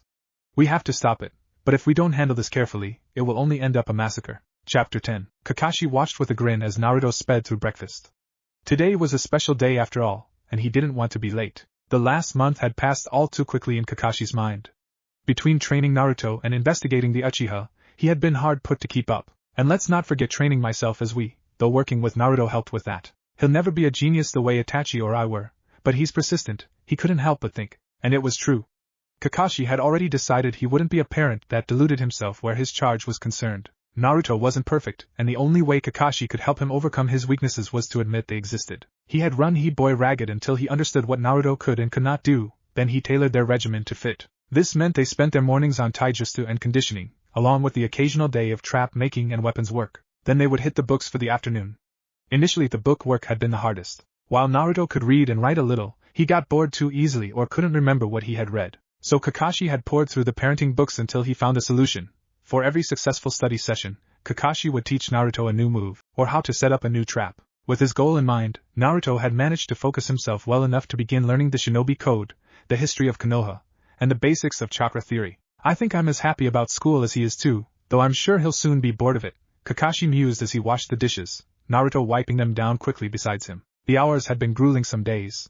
He'd be up first thing with Naruto, and wouldn't come home until well after the child had fallen asleep. Although we got lucky when Hichiisai agreed to help. Itachi had returned after only 3 days to report that his fellow Uchiha had agreed to help them. Kakashi had held off informing the Hokage until he had more reliable information, but when Hichiisai himself showed up Kakashi had known it was time. The Hokage had assigned the mission to his team along with extending their previous one, and his too few nights of sleep were finally starting to take their toll. Kakashi-san, Kakashi-san? Yes, Naruto-kun?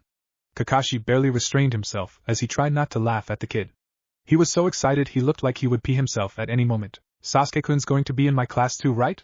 Naruto asked, vibrating with sheer energy. I feel sorry for his teacher, Kakashi thought, though frankly he was glad it wasn't his turn to deal with it for once. Out loud he said, "Yes, Sasuke-kun will be in the same class as you. You guys will be with Iruka-sensei, so make sure both of you behave." "Hey-yi," Naruto playfully saluted, though Kakashi doubted it would mean anything later. The one bonus of the Uchiha investigation was the friendship that had formed between the boys. It had been the perfect excuse for Kakashi to visit the compound, and while the two would bicker occasionally they always made up quickly. "Come on, brat, let's get going," Kakashi said, letting his grin show now and taking a playful swipe at Naruto. The boy easily ducked, stuck his tongue out, and then ran to the living room to grab his backpack. The last month had also worked wonders for their relationship.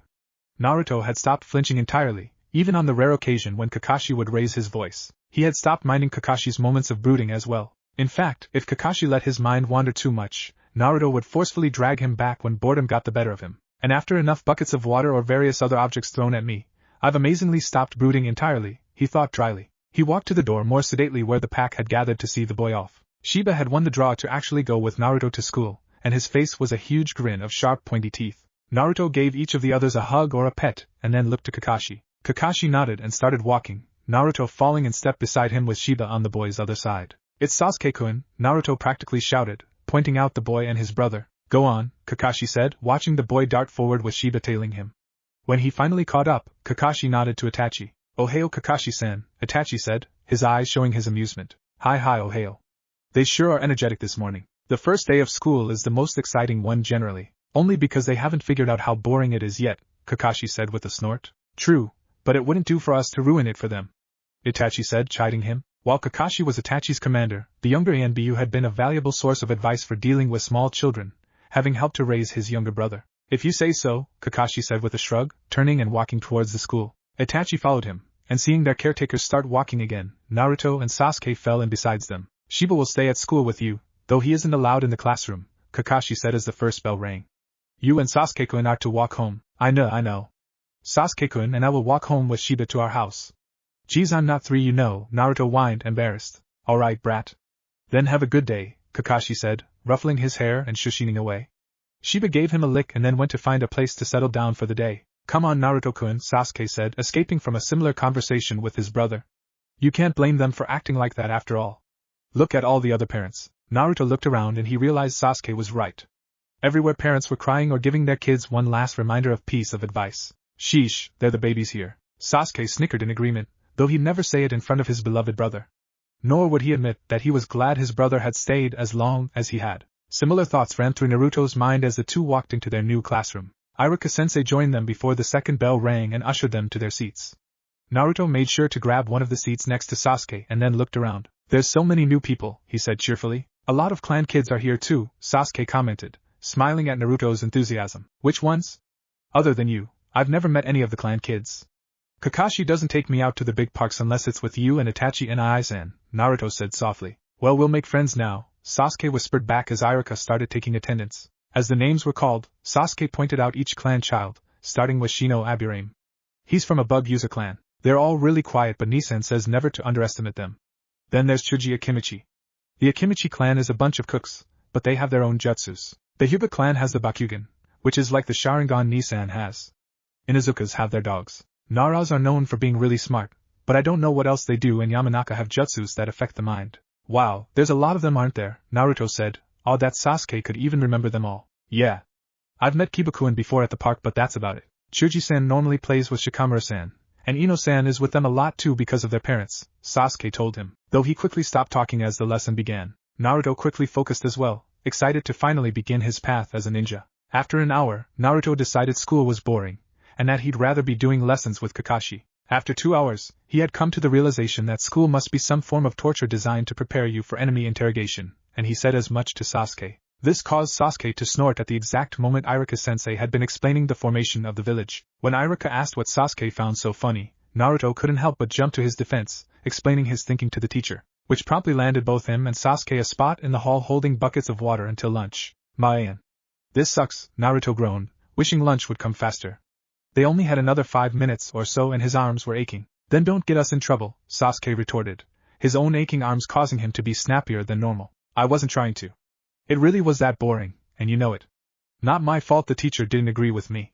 At least I stood up for you." Sasuke just rolled his eyes at Naruto's grumbling, though he did appreciate his friend's gesture.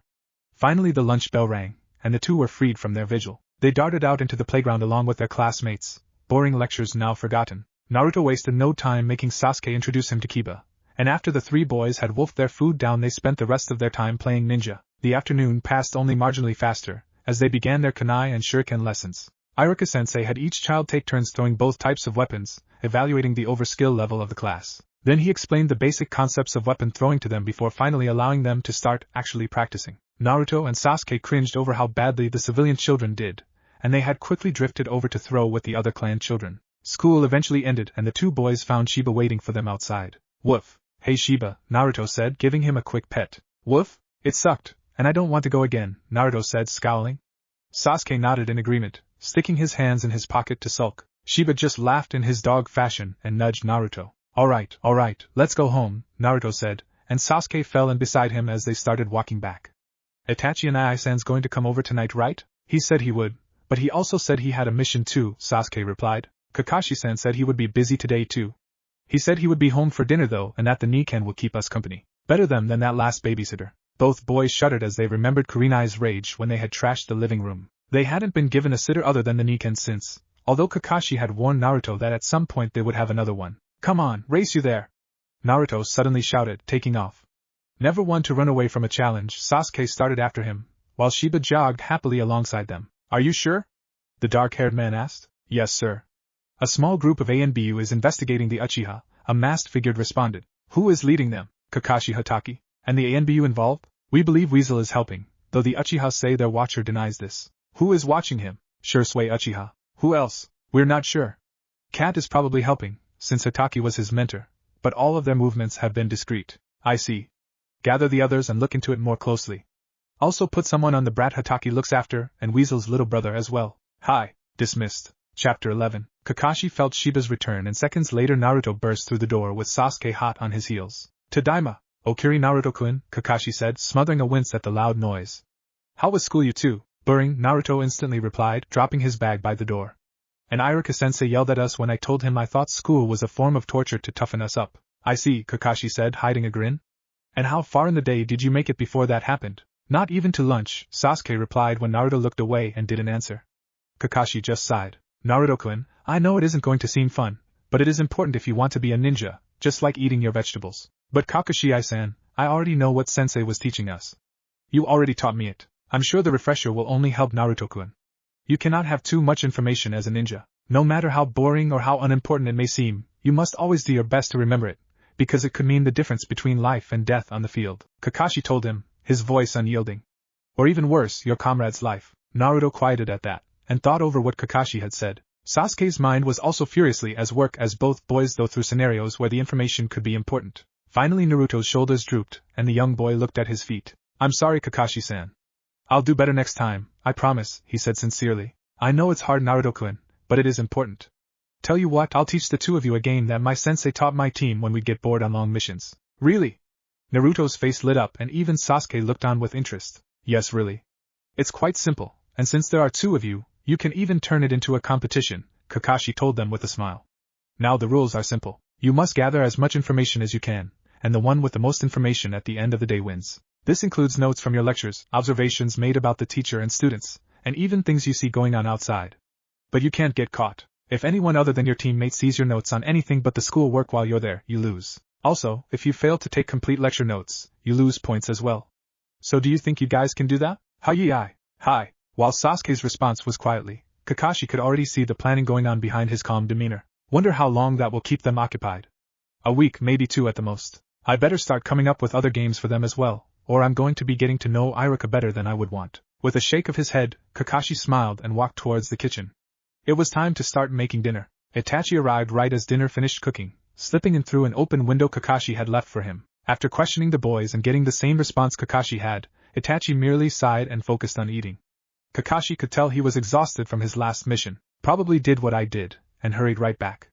I just got lucky and actually beat the boys home. With that in mind, Kakashi made sure to shoo the two brothers home shortly after dinner, telling Itachi he could report in the next day. Naruto's energy was finally beginning to wane as well, so he sent the boy to bed early and decided to actually work on some of the reports he had been putting off. He had barely made it to his office when he felt a presence testing the boundaries of one of his barriers. Now what have we here? Kakashi made his way stealthily to the window and looked out.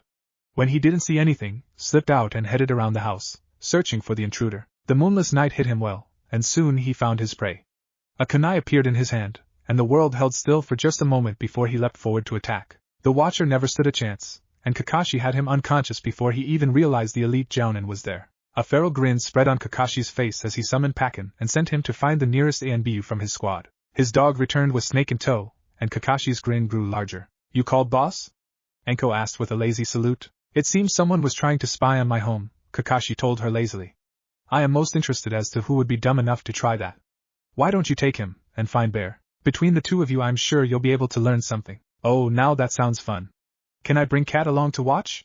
He gets so squeamish. Kakashi rolled his eyes and made a shooing motion. Just take care of this for me. Hi boss. Whatever you say. Report in tomorrow. However, Anko was already gone, the body vanishing with her. Just to be on the safe side, Kakashi walked the perimeter, searching for any signs of unwanted visitors. Satisfied there were none, he slipped back in through his window, closing it behind him. He made a quick circuit of the house too, stopping in Naruto's room last. As he looked over the sleeping boy, a soft smile settled on his face. Minutes ticked by as he watched the boy's chest rise and fall, and a feeling of contentment filled him. That warm feeling caused others to stir, ones that he hadn't felt so strongly since his teacher had died. Whoever sent that watcher is going to learn very quickly to stay away from us. I won't let anyone harm one of my precious people. The next morning Naruto chattered away as he prepared for school, and once again the Nikken waited to see him off. Kakashi walked him to school, bringing 2 of the Nikken with him to keep watch during the day. He stayed alert for any signs of watchers, but it seemed whoever had sent the first one had either given up or not realized his spy was missing yet. I'll be picking you and Sasuke-kun up today, Kakashi told Naruto as they came to the school gates. The boy groaned in response and started to whine, only to have Kakashi stop him with a gesture. No complaints, brat, now get to class. Kakashi ruffled Naruto's hair fondly, and the boy stuck out his tongue, darting off to join Sasuke and Kiba as they headed in. Kakashi watched as the other 2 boys welcomed his charge and then turned. He had a report to look over. It didn't take him long to return home and open his window. As if on cue, his entire team came in, each carrying a scroll to hand in. Rather than reading them though, he motioned for Bear to start. We've extracted all the information we could from the one who was spying on you, though it wasn't much. The man had a seal on his tongue, preventing him from speaking of both Danzo and Root. Bear said. It confirms the identity of our opposition at least. What did you manage to find out? The target was Naruto-kun, and they were supposed to be keeping watch on him.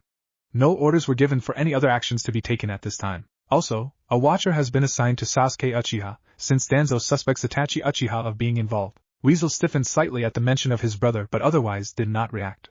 Kakashi's eyes narrowed as he asked the obvious question. Involved in what? They did not know, but he had received his orders the same time as Sasuke's watcher, so he overheard that much, Bear said, and Kakashi could hear the frown from behind the mask. The only thing Itachi has been involved in lately has been our investigation, and I fail to see why Root would care about the Uchiha unless they are involved as well, Kakashi mused aloud.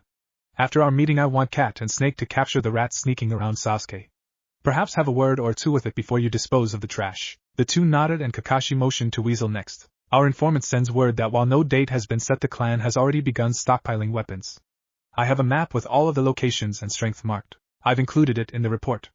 Also, the elders do have a meeting set for next week, though only the highest echelons know of it. Good job. You and Bear will be responsible for emptying these caches mysteriously throughout the next week, though I do not want you seen and no casualties either. They nodded and Kakashi now turned to Cat and Rabbit.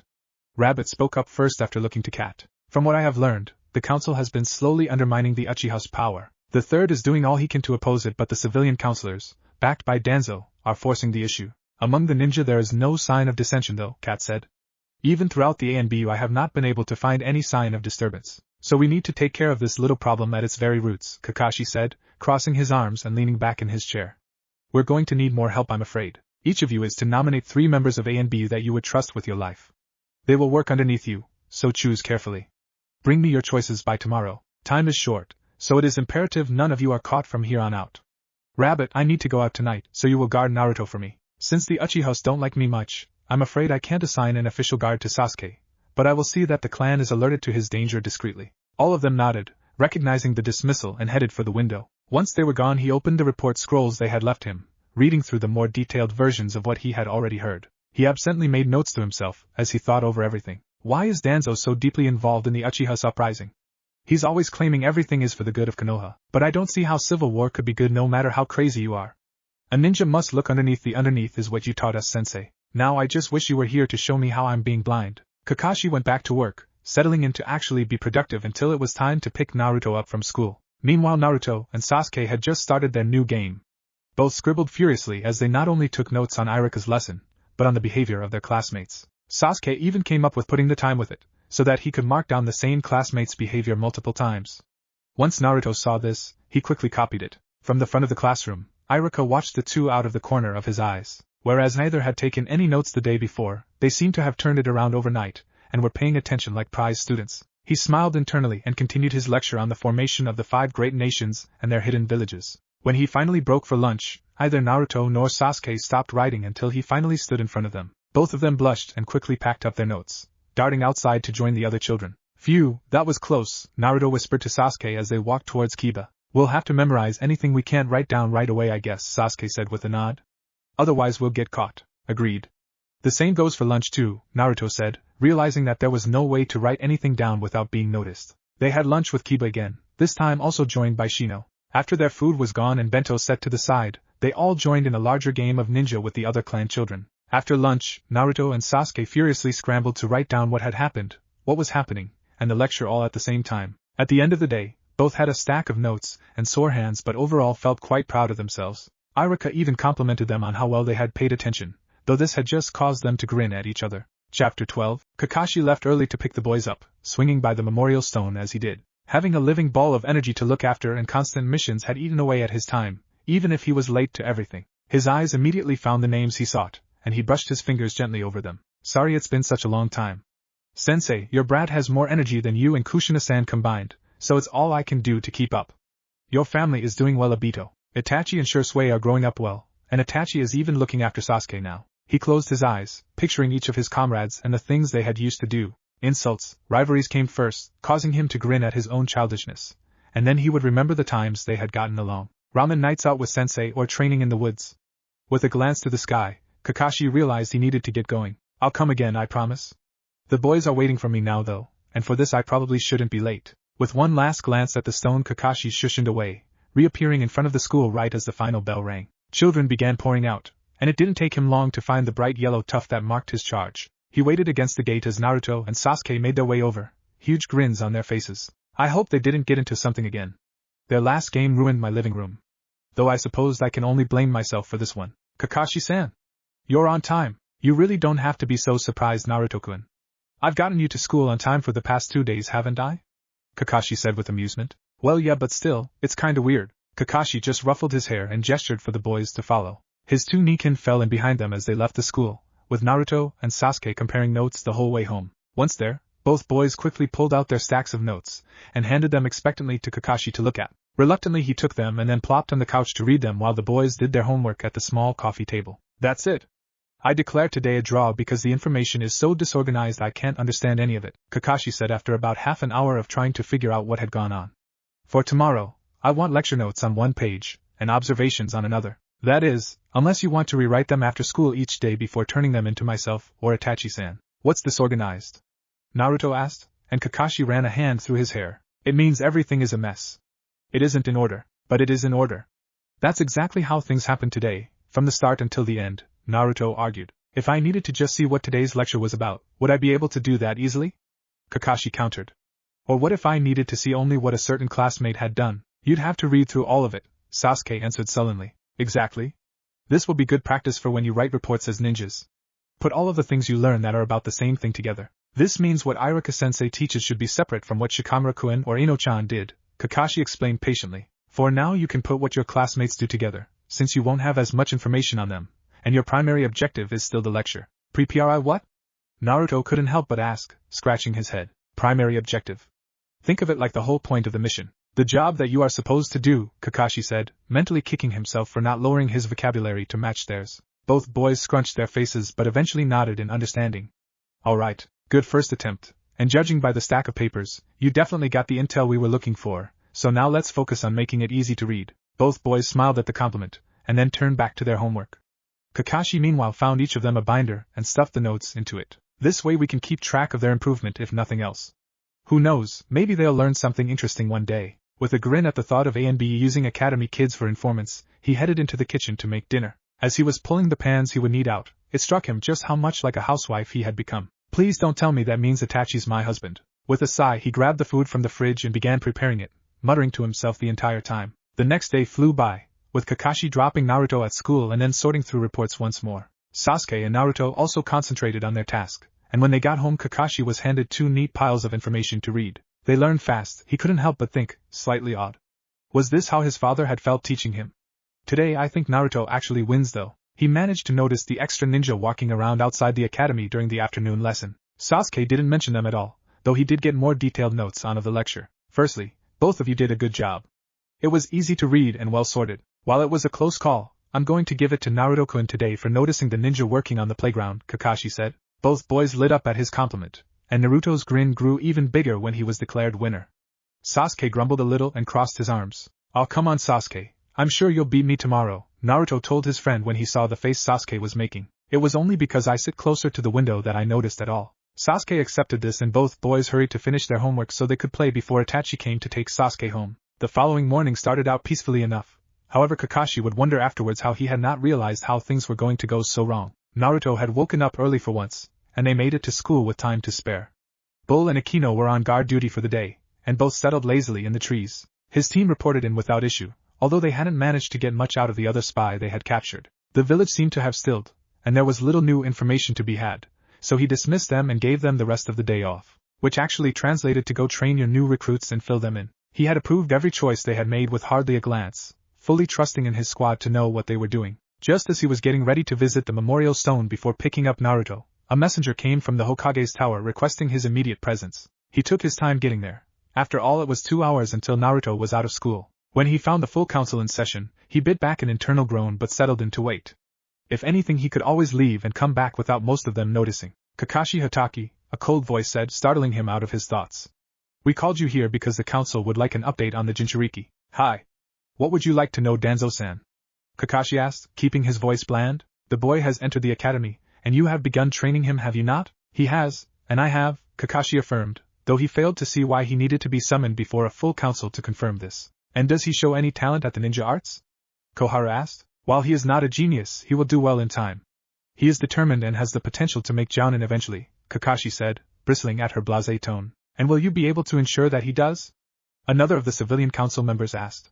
Kakashi blinked at the man and couldn't keep the disbelief off of his face. Forgive me for asking this council member, but do you know who I am? You are Kakashi Hatake. I am also known as the Copy Ninja, who has copied over 1,000 techniques. Creator of the Chidori, I graduated from the academy at 5, was a Chunin by age 6 and a Jounin during the 3rd Shinobi War. I have survived behind enemies' lines and have one of the highest rankings in enemy bingo books, Kakashi explained slowly, a mild killing intent drifting off of him. If anyone is capable of training a good ninja, it is surely me, and I would not take kindly to anyone suggesting otherwise. Nor would I recommend you suggesting removing Naruto from my custody.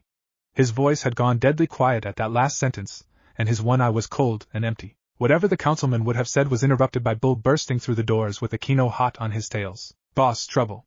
Pup's been kidnapped, Akino half growled, blood dripping down her side. They managed to catch us off balance. Sasuke-kun's been taken too. Kakashi's mind froze for only a moment before he bit his thumb and summoned the rest of his pack. He quickly dispersed them with summons for his team to meet him at the spot the boys had gone missing from. I'm going after them, he said to the Hokage, giving a quick bow. Without a word to anyone else, he shushened away, taking Bull and Akino with him. Naruto groaned as his pounding head woke him. His eyes fluttered open and he stared dazedly at a strange ceiling. It was dark in the room, with barely any light filtering through. As his eyes adjusted, he realized it was enough that he could see by. With a grimace, he tried to push himself up only to fall back on his side as pain exploded behind his eyes. When it finally subsided enough for him to open his eyes again, he saw Sasuke lying a few feet from him. Panic tightened his throat as he saw blood trailing down the boy's face. Calling up what strength he could, he dragged himself over until he was close enough to touch his friend. Sasuke, Naruto called softly, his voice hoarse. Sasuke, wake up. The dark-haired boy didn't respond at all, and Naruto hesitantly reached out, placing his hand on Sasuke's cheek. It felt cold, so Naruto pulled himself even closer until he could hold Sasuke, drawing the boy into a partial hug to try and warm him back up.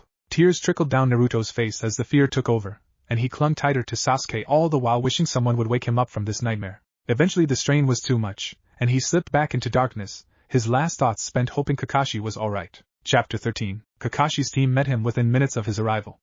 Already his hounds were sniffing around, but all of them reported the same thing. None of them could find the kid's scent at all. What's happened? Kat asked once all of them were there. I was called to a meeting with the council. While there's someone kidnapped Naruto Uzumaki and Sasuke Uchiha, Kakashi said softly, managed to say calmly. All of back stiffened around him as the killing intent rolled off of him in waves. But we're going to get them back, and when we do, we'll have a nice chat with the idiot who took them. They must be suicidal, Snake said with a laugh. After all, you even gave them a polite warning to stay away. The kid gloves are off now. Take your teams and spread out using this point as your epicenter.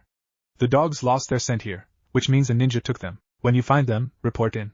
Weasel, your team is with me. Meet me back here in 10. They all nodded and took off, running over roofs to gather their new recruits. Kakashi's every movement was deliberate as he returned to his home and pulled a box out of the closet. With a small burst of chakra, he released the locking seals and traps and opened the lid. Lying inside looking up at him was his ANBU dog mask. In 5 minutes he was fully dressed in his ANBU uniform and armor. As he turned to leave, He stopped once more and walked over to his bookshelf, pulling his father's legacy blade off of its stand. He beat the other teams back, and sent his dogs out to try to find any scent to work with while he looked over a map of Konoha he had brought with him. As the others slowly started arriving, he made his decision and nodded to himself. Cat, your team will cover the northern section of the town, from the market to the Hokage Tower. Snake, you have the eastern half and the training grounds. Bear, take the south but stop at the walls for now. Rabbit, that leaves the western parts to you, but be careful of the clan territories. If they deny you entrance, I'll speak with the Hokage, but leave it for now. Something tells me they aren't involved anyway, so don't waste your time searching there. Weasel's team is with me. We're going to be cross-searching and watching from the shadows. Each team saluted before taking off in a blur. Kakashi motioned for Weasel's team to follow him, and they set out for the perimeter of Konoha. We're going to do a little recon outside of the village first, just to be sure they haven't left. Once we do a circuit, we'll start heading back inwards until we reach the tower and the stone faces, Kakashi said. You think they're likely to still be in Konoha? One of the newest members asked. Kakashi looked over his shoulder, seeing that it was Bird who had spoken up. Yes. The team has been investigating a series of spies, and the two that were taken both have bonds to two of the members they have been able to identify, Kakashi finally answered. We'll make them pay, Bird swore, disgusted that someone had betrayed a fellow ANBU. It's bad enough to have our enemies after us, but for our comrades to act like this, we will show them the errors of their way, Weasel assured her, his killer intent causing the three newest members to shiver a little. Kakashi just nodded in agreement and focused on picking up a scent. By night time they had circled the entire city and found nothing, so they headed back inside Konoha's boundaries. The other teams had also finished a district each and were working on the next one. When midnight finally came around, Kakashi decided it was time to rest. He called in half of the teams and sent them off with orders to regroup at dawn. Meanwhile the rest continued searching until rays of light peeked over the horizon. When his replacement teams arrived, he sent the others off for much-needed rest. Kakashi contemplated joining another team, but Itachi refused to rest until he did, and already his body was dragging from the strain. A part of him screamed for stopping before Naruto had been found, but as he was, he'd be useless. So he forced himself to sleep for 5 hours before rejoining his team in the search. A scraping sound drifted to his ears and Naruto groaned as he opened his eyes. It was odd for Kakashi not to put him to bed when he fell asleep anywhere else. Kakashi! Wait, where am I? He sat up, looked around frantically, and the day's events came back to him. His heart sped as fear raced through him again, while his arms grabbing back onto Sasuke. It was the same dark room he had thought was nothing but a nightmare. The scraping sound cut through the silence again, and Naruto couldn't stop a whimper from escaping his throat. Oh good, one of you is finally awake, a voice said from beyond the bars. I was getting worried that both of you were dead. Tears leaked from the corners of Naruto's eyes even as he fought not to shed them. The voice held a tone that Naruto knew all too well, one that he had learned to fear before Kakashi had taken him in. The villagers had always spoken like that when they had hurt him. What's this? I would have thought with the Hatake raising you, you would have more backbone than that. Instead you're nothing but a crybaby, the voice taunted. Distantly Naruto realized how odd the voice sounded, almost as if it was muffled by something. Slowly, a thin man wearing a strange mask and ninja-style clothing stepped up to the bars and held up a hand. Chakra pulled there and let off a light, allowing him to see further into their cage. Malice radiated off of him, and Naruto tried to shrink even further in on himself. Don't worry, I won't kill you yet. I still have too many uses for you and the other brat. Now make sure you eat and keep your strength up, the man said, taunting him once more as he created an opening in the bars. A tray of food was slid through, and then the bars closed again. If you don't, I'll be forced to feed you myself. The tears streamed freely now and Naruto couldn't stop shaking even after the man left. Kakashi, Naruto repeated to himself as he cried. I want Kakashi. I want to go home. Sasuke woke to find Naruto still crying and shaking silently over him. As he looked around, he realized what had happened. The pit of his stomach turned and his own eyes turned glassy. However, he bit back his tears and pulled himself up enough to pull Naruto into a hug, just like his brother had done for him when he was scared. It'll be okay, Sasuke said, not able to keep the slight quiver from his voice. Itachi and Iisen will definitely come find us. And Kakashi-san too. Naruto nodded into shoulder, and the sobs slowed. Sasuke had to be right. After all, Kakashi had yelled at the mean villagers for him too, and Itachi loved Sasuke more than anything, so there was no way he'd just leave the two of them to scary guys like the masked man. Kakashi was growing more and more panicked as the second day wore on, and they still could not pick up the scent of either boy. While he refused to admit it out loud, time was running out, and the longer it took, the lower their chances became. Damn, Kakashi said softly, his fist clenching. Itachi saw this and moved up beside his captain. We'll find them, he said softly, Sharingan activated and scanning around actively. I won't stop until we do, Kakashi replied, equally soft. Itachi just nodded and fell back into formation. They had just reached one of the bridges out near the training grounds when Kakashi came to an abrupt halt, the ANBU stopping half a second later. It is your duty to Konoha, Danzo was saying, and Shisui was backing away, looking aggravated. I have no intention of getting involved in your massacre. Stay away from my clan, Shursui spit back, pulling a kunai. Kakashi had heard enough, and he appeared in front of Shursui, his team surrounding Danzo while Itachi stood beside him. What is the meaning of this, Danzo? Itachi asked before Kakashi could. Your clan has betrayed us. You cannot expect me to stand here and do nothing. The Uchihas have yet to openly oppose Konoha or the Hokage, so you should be careful with such accusations, Danzo-san, Kakashi said lazily, though he radiated danger. Seeing the man start to move, Kakashi added, you don't have nearly enough of your little drones nearby to help you if you try to attack. We won't hesitate. You may think you have the upper hand here, but I assure you it is only a temporary state, Danzo said before turning to limp away. Are you alright, Uchiha-san? Kakashi asked, turning to face Shursui. Thanks to you it seems, the older Uchiha said with a grin. I knew I didn't like you for a reason, Shursui. Itachi started only to be interrupted. I know. I'll behave myself. Thank you, ANBU-san. I will be returning home now, though I won't say anything until you are ready, Weasel, Shursui said with a wave. Itachi nodded in thanks and then Shursui disappeared in a puff of smoke. Perhaps instead of looking for traces of the boys, we should just tail Danzo, Bird suggested tentatively. Or better yet, hunt down any places his scent is where it shouldn't be, Kakashi amended with a thoughtful tone. He quickly pushed his mask up and summoned his Niken. Once he had explained their job, he led them to Danzo and discreetly let them get his scent as he walked back into Konoha. A quick signal had his teams gathered to him once more, and he sent each team off with a dog, leaving a team to follow Danzo discreetly as well. With a renewed sense of purpose, Kakashi set off following his Niken as they sought out the man's scent. We need a plan, Sasuke said after they had both eaten. Naruto just looked at him questioningly.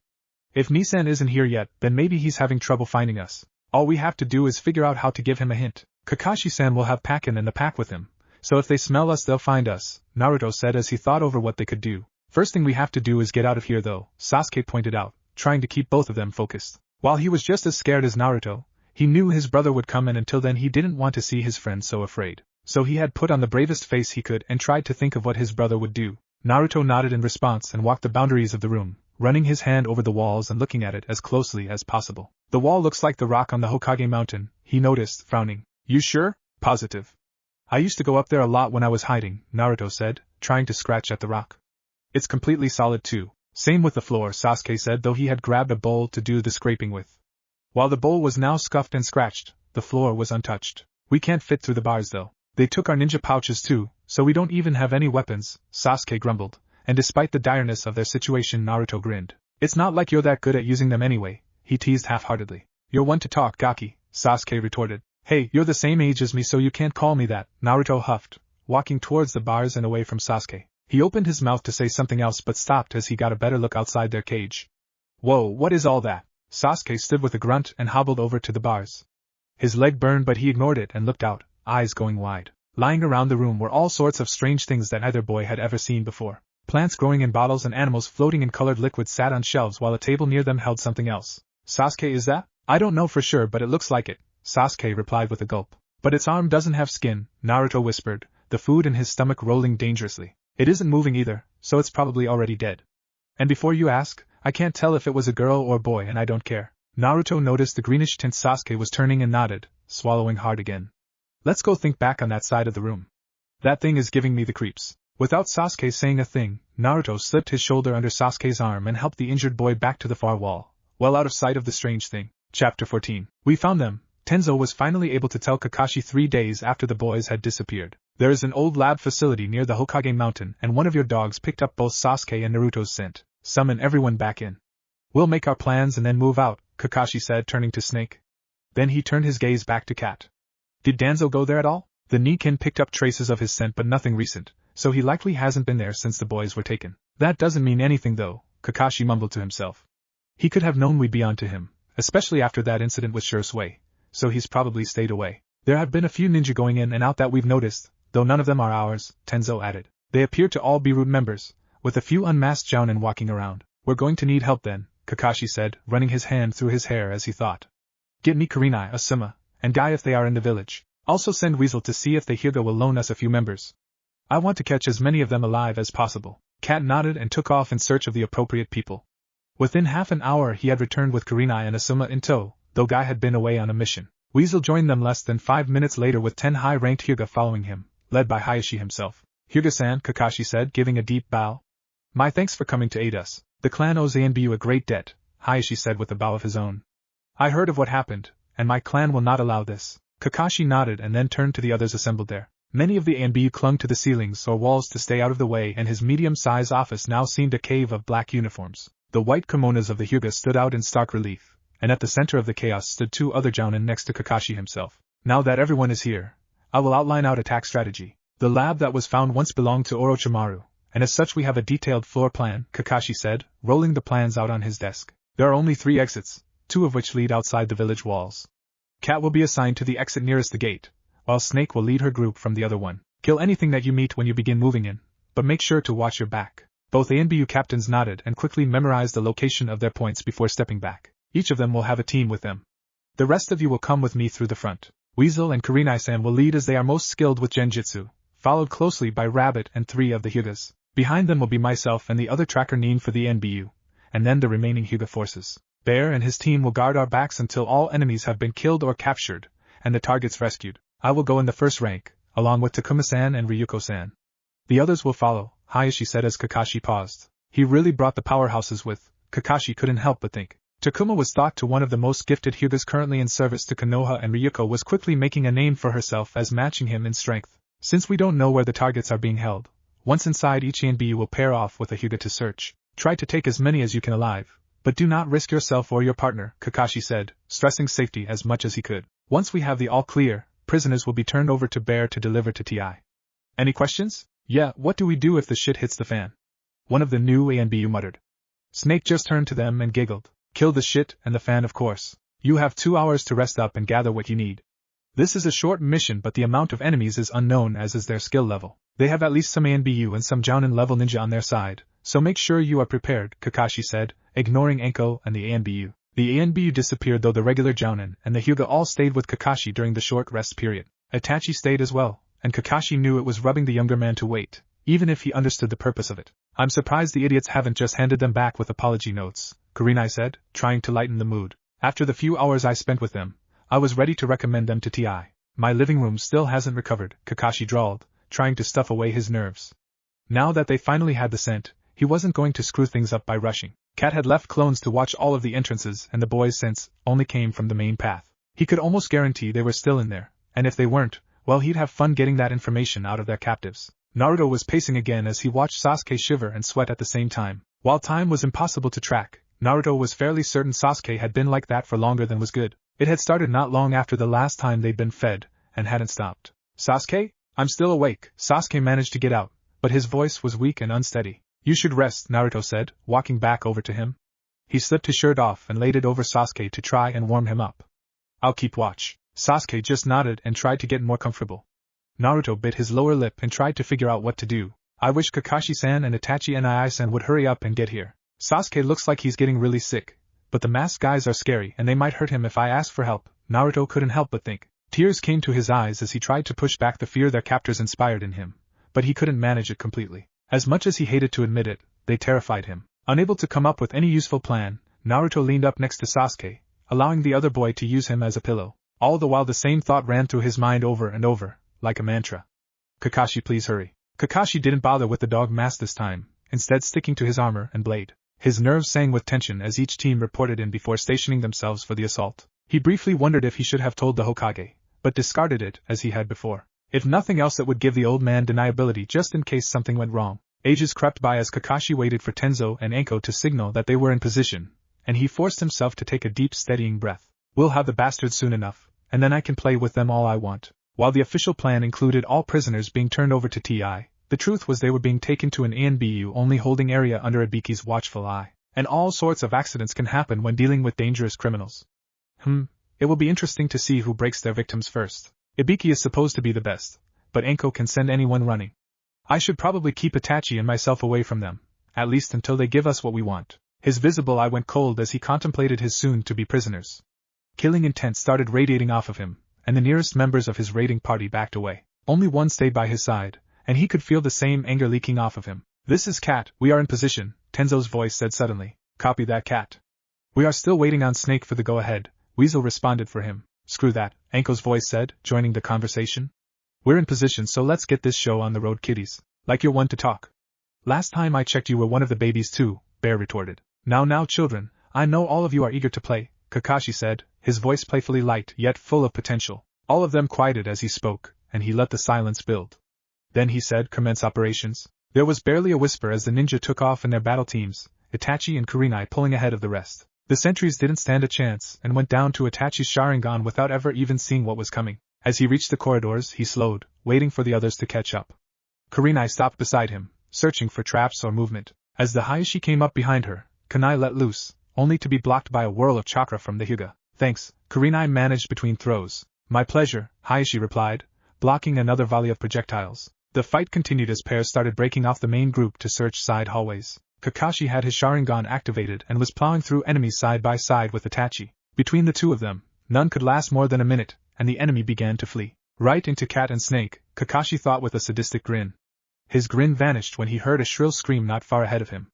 "We haven't gotten up there yet, which means..." Itachi heard the scream as well and quickly came to the same conclusion. Without even looking at each other, both took off down the hall as fast as they could, cutting down anything that got in their way. Kakashi reached the room first, and saw Naruto sitting in a cell made of stone, holding his hand out in front of him, while screaming. Sasuke lay behind him, as if Naruto had tried to protect the other boy.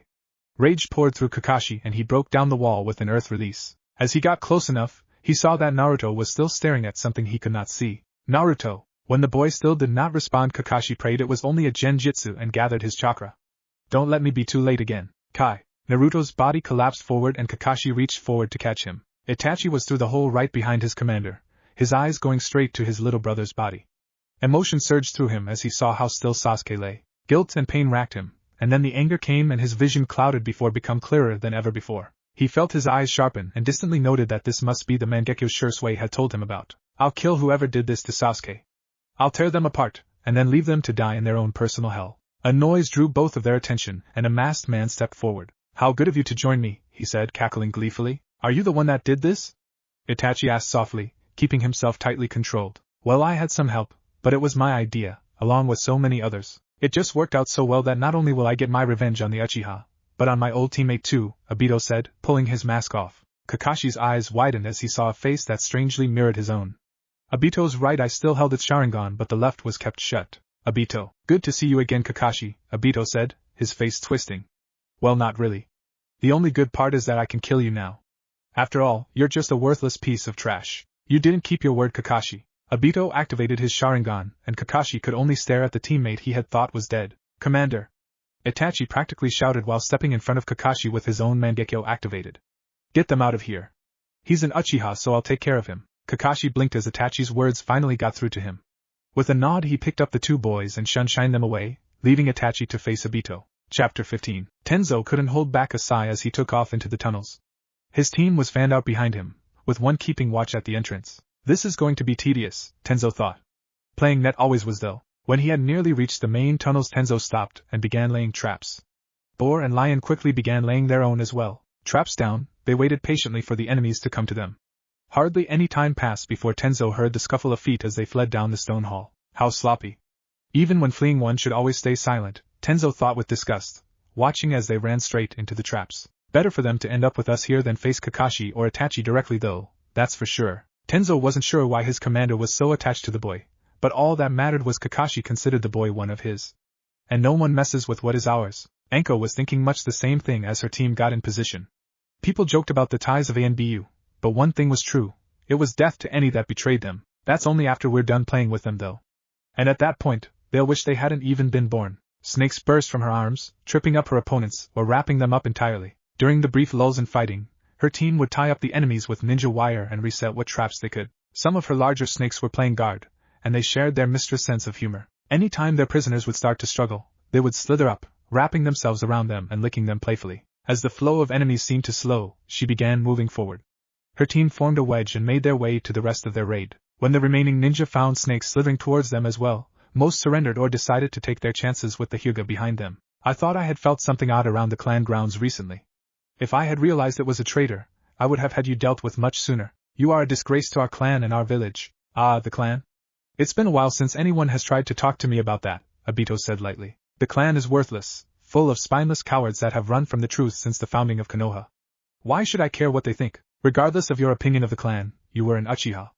Our place is to protect Konoha.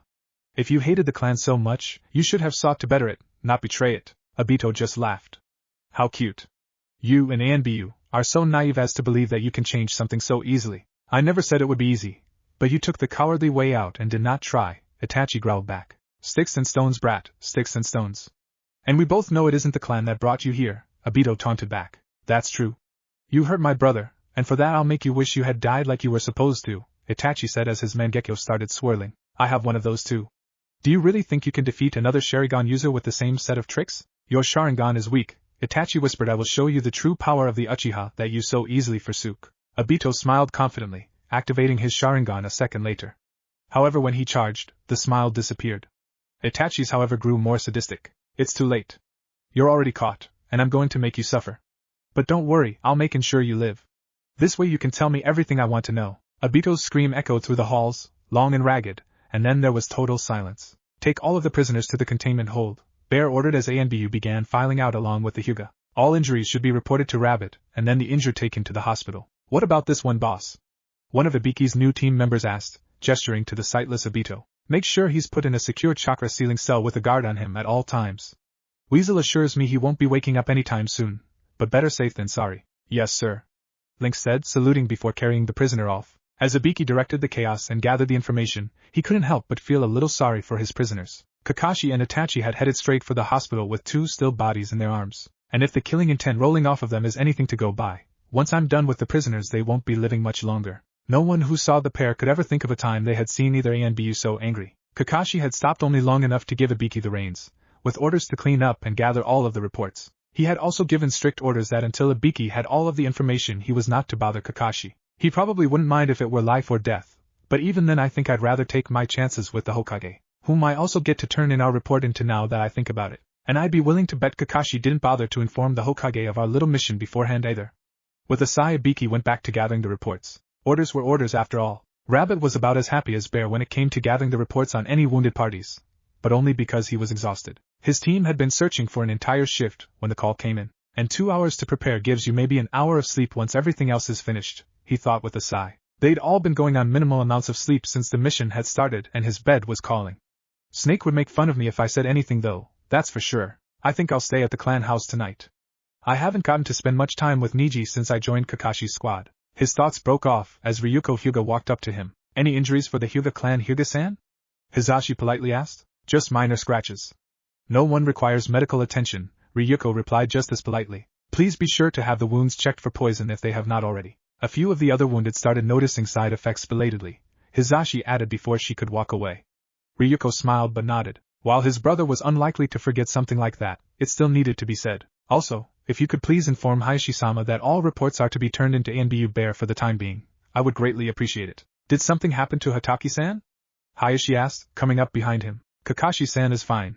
However, he is currently caring for the rescue targets. I am not sure of their conditions, but our commander left Bear in charge for the time being, Hisashi said. I will gather our reports and bring them to Bear later today then, Hayashi said, bowing to Rabbit, who bowed back. Thank you for your help today, Hisashi said as his brother turned to leave. It was our pleasure, Hayashi assured him with a smile. The rest of Hisashi's shift passed relatively quickly, and he spent much of his time thinking of his son and their clan. The clan's way of life was not easy, but the longer Hisashi served under Kakashi, the more he wondered if he was doing his child a disservice. The Uchiha are a great clan like ours, and yet they are tearing themselves apart from the inside. Perhaps our clan can be salvaged before it becomes like that if I speak with Hayashi. Chapter 16. Kakashi and Itachi practically flew as they ran towards the hospital.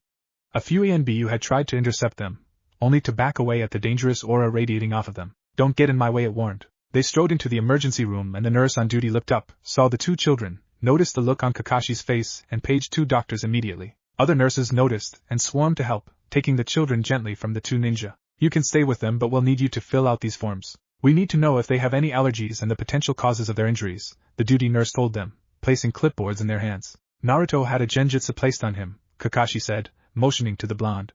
Sasuke appears to have been hit by a kunai, and the wound was not tended. Their conditions for the last 3 days are unknown. While Kakashi talked, Itachi wrote quickly, handing the clipboard back in record time. Kakashi followed suit, and then trailed behind the gurney they had put Naruto on like a lost puppy. When they took Naruto into an examination room, he placed himself in the corner, and stood guard as the nurses went to work. Naruto. Kakashi's throat tightened as he prayed that he hadn't been too late. An hour later both boys were placed in a room together at Kakashi's request. Sasuke was hooked up to half a dozen machines, but there was a steady beep that filled the room, reassuring all of them he was still alive. Naruto only needed a saline drip, and Kakashi had been assured multiple times that physically he was fine. Mentally they would have to wait until he woke up. Itachi had taken up position by the window, while Kakashi watched from near the door. I'll have one of our teams watching them at all times until they're out of the hospital, Kakashi said out of the blue. Itachi nodded and then glanced out the window. We need to finish the cleanup before we can truly relax. He won't get away, Kakashi growled. He hadn't forgotten about Danzo by any means.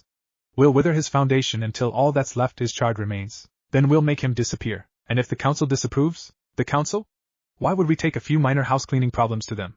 Surely they have more important things to do, like running the village, Kakashi said, his tone light. Itachi grinned and then realized he'd had his mask off the entire time.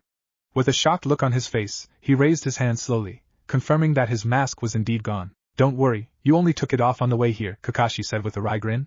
I blame it on Naruto personally. Ever since he waltzed into my life, things turned upside down. It's only natural to rub off onto you and Sasuke. Yeah, the brats do that to you, Itachi said after a moment. He relaxed slightly as his gaze turned to Sasuke and his face softened further. It had felt like his heart had stopped when he had seen how pale and still Sasuke had been. Since when did you call them brats? Kakashi asked with a grin. Since they trashed my room last week when I was babysitting, Itachi retorted. I told you not to let them near your kunai blunted, wooden or otherwise. They can barely throw them straight at a target, yet they can hit nearly any breakable in a room without trying, Itachi said with a sigh. How long did you leave them alone for? 5 minutes tops? Father called me out to speak with me, but it was just to relay a message for the elders. Kakashi couldn't hold back a snort. Now that Naruto's life wasn't in immediate danger, he could easily see the humor in situations again. Next time they're going to your house, so laugh all you want. We'll get Anko to babysit, I think, Kakashi said, leaning back against the wall. Her snake should be able to keep them amused if nothing else. You mean tied up and out of trouble? Same difference. The two fell into a companionable silence, and resumed their watch. It would be a while before Kakashi would have them relieved, if only because either of them had any intention of going anywhere. Might as well let the others rest until they absolutely had to go. The next morning Kakashi watched the sun rise and blinked wearily at it. As much as he hated to admit it, he was going to have to call in a team to watch Naruto while he slept. A glance over at Itachi told him that the other boy wasn't managing much better. I'll get Snake in here with her team, and then sleep for both of us. A shower too, Kakashi told him, leaving no room for argument. He summoned Pakken and sent the pug off to find Anko. As he waited he realized his eye kept drooping against his will. Anko appeared with her team in tow less than 15 minutes after Pakken had set out. We'll keep watch, boss, she told him cheekily as she shooed the two boys out. No visitors we don't trust. Kill anything that moves, I got it. Kakashi just waved his hand at her and took off for home, Itachi going with him until he came to the road that led to the Uchiha compound. With a nod, Itachi split off and headed for his own home. The house was quiet without Naruto in it, but Kakashi only vaguely noted it as he fell into his bed. He didn't even bother to get out of his gear before he was fast asleep. Kakashi wasn't sure how long he had been asleep, but something forced him awake.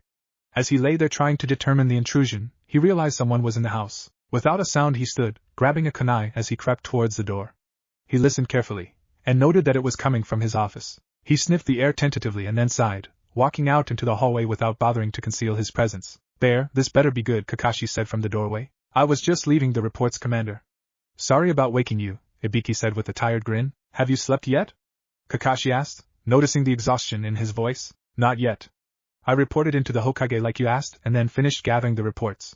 They're all sorted and ready for you to go get some sleep there. You can fill me in later at the hospital. I'll take these with me.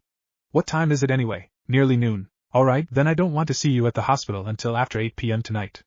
In fact, make it tomorrow morning.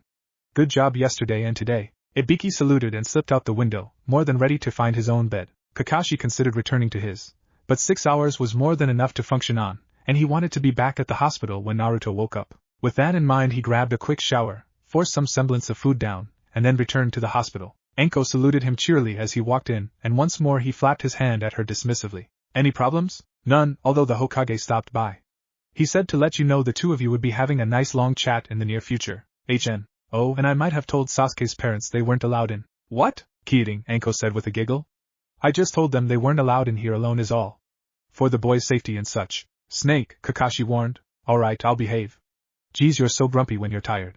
Well anyway, either boy has woken up yet. Send one of your team to get cats and then you guys can go home, Kakashi said as he pulled out the first report to read. I'll be rotating you guys for guard duty until our main objective is finished. Understood. Kakashi felt one of the ANBU slip away and then set himself to the paperwork. Itachi was back at the hospital shortly after one with a report scroll in hand. Kakashi pointed to the pile next to him without looking up and kept reading. How are things looking? We took almost all of them alive. None of our ninja were seriously injured and the objective was completed. Bear interrogated over half of them last night, and all of them had the same seal on their tongue that didn't allow them to speak about what we wanted to know. And the boys? The doctors report that both are stable, but neither has woken up yet. Kakashi said softly. However, the nurse said that is not unusual, and not to expect them to wake up until tomorrow at the earliest. I think she more of meant not to worry if they don't wake up until then, but we might have intimidated them a little. Itachi nodded and took a seat next to Sasuke's bed. Neither paid much attention as Cat's team traded with Rabbit's, though they both dozed a little as Itachi's team took watch. Bear's team walked in around 6 a.m., and Kakashi began going over the newest reports from Ibiki. I see you were busy last night, Kakashi said, his visible eye smiling with sadistic pleasure, as he read. All seals can be removed one way or another, Ibiki replied with a shrug. It probably helped that a certain ninja was in town, and when I explained the problem, he was happy to help. Didn't stick around long enough for me to thank him though. He's like that, Kakashi said, taking a guess at the certain ninja that aided Ibiki. Chances are he had a date with the hot springs he didn't want to miss. With all of the information he would need gathered, Kakashi began writing his own report. While he hated writing reports, at least it was a distraction from the anxiety gnawing at his gut. Shortly before lunch, Sasuke finally woke up. Itachi moved quickly as the younger boy started thrashing around in confusion. Sasuke, it's all right, Itachi said, holding the younger boy still to keep him from hurting himself. You're safe now, but I need you to calm down. It took a few minutes, but Itachi's voice finally got through to the groggy 5-year-old. He let go and sat back to watch as the boy blinked at him. Nisan? I'm right here. You're alright, no. Itachi was cut off as Sasuke lashed himself onto his brother in a death grip. What took you so long, Baka and Ai-san? It was cold and scary, and food they fed us was really gross, Sasuke cried into Itachi's shirt. I'm sorry, Oturo, Itachi said, slipping one arm gently behind the boy while the other kept petting his head. Next time we won't let them get you at all. You better not, came Sasuke's muffled reply. Baka and Ai-san. Hi, Itachi said with a smile, though he could feel the amazed stares of Bear's ANBU team. Had anyone else yelled at him like that, they would have found themselves with nightmares for life. But this was his little brother, and he had made a mistake in leaving him unguarded. As the sniffles died down, Itachi tried to put Sasuke back down, but the smaller boy refused to let go. With a long-suffering sigh, Itachi shifted the two of them until he was leaning up against the head of the bed with Sasuke cuddled against him. Kakashi didn't even try to hide his snicker as Itachi muttered about stubborn children and stupid hospital cords. Sasuke, you still awake? I know it was scary, but I need you to tell us what happened. Don't wanna, Sasuke grumbled, clinging even tighter to Itachi's shirt. You said you want to be a ninja, and this is part of it. You have to give your report, Oturo, Itachi chided gently. Sasuke didn't say anything at first, and Kakashi wondered if he wasn't going to at all. We were walking home from school, Sasuke said suddenly. Kakashi-san had left Bull and Akino with us, and we were playing with Akino while Bull kept watch. At the stand of trees near the bridge, Akino suddenly started growling and two ninjas wearing Konoha headbands jumped down from the trees. Bull attacked one but got thrown into a tree pretty hard. Akino took a kunai to the side while trying to keep the second one away, Sasuke said, turning to look at Kakashi in panic. Is Akino okay? He'll be fine, as will Bull. They were more upset about not being able to protect you, Kakashi said firmly. Good, Sasuke said in relief. Itachi nudged him and Sasuke continued, though he stuck out his tongue at Itachi first. Well, I grabbed one of the kunai to throw back, but I missed. Naruto kicked the first one really hard in the knee, and the ninja said a lot of bad words before hitting Naruto on the head. Akino went for the one that was trying to grab me, but the first one threw a kunai at him. I tried to push him out of the way, but I wasn't fast enough and it hit me instead. At this, Sasuke flushed. After all, his Nii-kun had probably never taken a kunai from being too slow. That was very brave of you, Kakashi said with a sigh. Next time leave the flying kunai to the Nikendo. They know how to get out of the way. We'll make sure you're fast enough for next time too, Itachi said dryly, already planning a stricter training regime for his little brother. It seemed that he couldn't stay out of trouble, which meant Itachi's only choice was to better prepare him for it. What happened next? Well, I think the ninja came up behind me, but I don't really remember much. When I woke up after that, Naruto and I were in a really dark room with bars on one wall. We tried to figure out how to get out, but the floors and walls were too hard to dig through. Plus the holes between the bars were really tiny, so not even Naruto could fit through them, Sasuke said grumpily. They fed us a couple of times, but it was really icky food. Even Naruto wouldn't eat some of it, and he eats everything. It was really cold in there too. Did they say anything to you? Not really. I slept a lot, so I don't remember a whole lot. Naruto was awake more, so you should ask him. He really didn't seem to like one of the guys. Said he was really creepy, Sasuke said. Where is Naruto anyway? Sleeping next to you, Baka, Itachi replied, turning so Sasuke could see him. But why isn't he awake? We don't know, but I'm sure he'll wake up soon, Itachi said with a sigh, hoping he was right. His commander didn't look like he could take the strain much longer. The Hokage stopped him before dinner, took one look at Kakashi's face and the still form of Naruto, and turned right back around, saying he'd be back the next day. Kakashi just nodded, stopping him only to hand in the completed report scroll. Sarutobi laid his hand on Kakashi's shoulder in support, and then wandered back out of the hospital. Cat Squad was back on guard duty when Naruto finally woke up. Kakashi had been dozing again next to the bed when he began to hear whimpers. His eyes flew open and he saw Naruto pushing himself as far up against the headrest as he could go, and his wide eyes were almost vacant as they saw something other than reality. Kakashi signaled to Itachi to come over and moved very slowly towards Naruto. "Naruto-kun, can you hear me?" Kakashi said softly. Naruto. When he got no response, he tried gently touching the boy, but that only caused the whimpers to grow worse, so Kakashi pulled his hand back immediately. "He's still caught in a Sharingan Genjutsu," Itachi said with a frown, activating his eyes. "Can you free him? It's dangerous, but I should be able to. The problem is he doesn't know how to protect his mind yet." "I've never seen one last this long either," Itachi replied. The whimpers grew louder and Kakashi could tell they would soon be screams. "Do it." Itachi's Sharingan morphed into the Mangekyo form and Kakashi felt his chakra activate. Then Naruto was blinking and crying and Kakashi found himself with an armful of the blonde boy. Kakashi silently thanked Itachi as he let the blonde cry himself out. Relief flooded through him as he realized the boy would be alright now. Whatever Obito had done, Kakashi was sure he could find a way to undo, just so long as Naruto was still alive. As he hugged Naruto closer to him, he felt an odd wetness on his mask. "I'm crying," he thought with a grimace. "I'm the great copy ninja, scourge of the ANBU world, and yet here I am crying out of relief over a 4-year-old brat." The ANBU around him pretended not to see a thing as Naruto cried himself out, and fell asleep clinging tightly to Kakashi. Kakashi considered tucking him back in by himself, but for once he decided not to care and curled up next to Naruto on the bed. What if Kakashi sees Naruto as his pup? And thanks for watching my video till the end. If you enjoy this content, then do consider subscribing to my channel, and leave a like if you guys need the next part. Comment down and thanks for watching the video, and see you guys in the next video.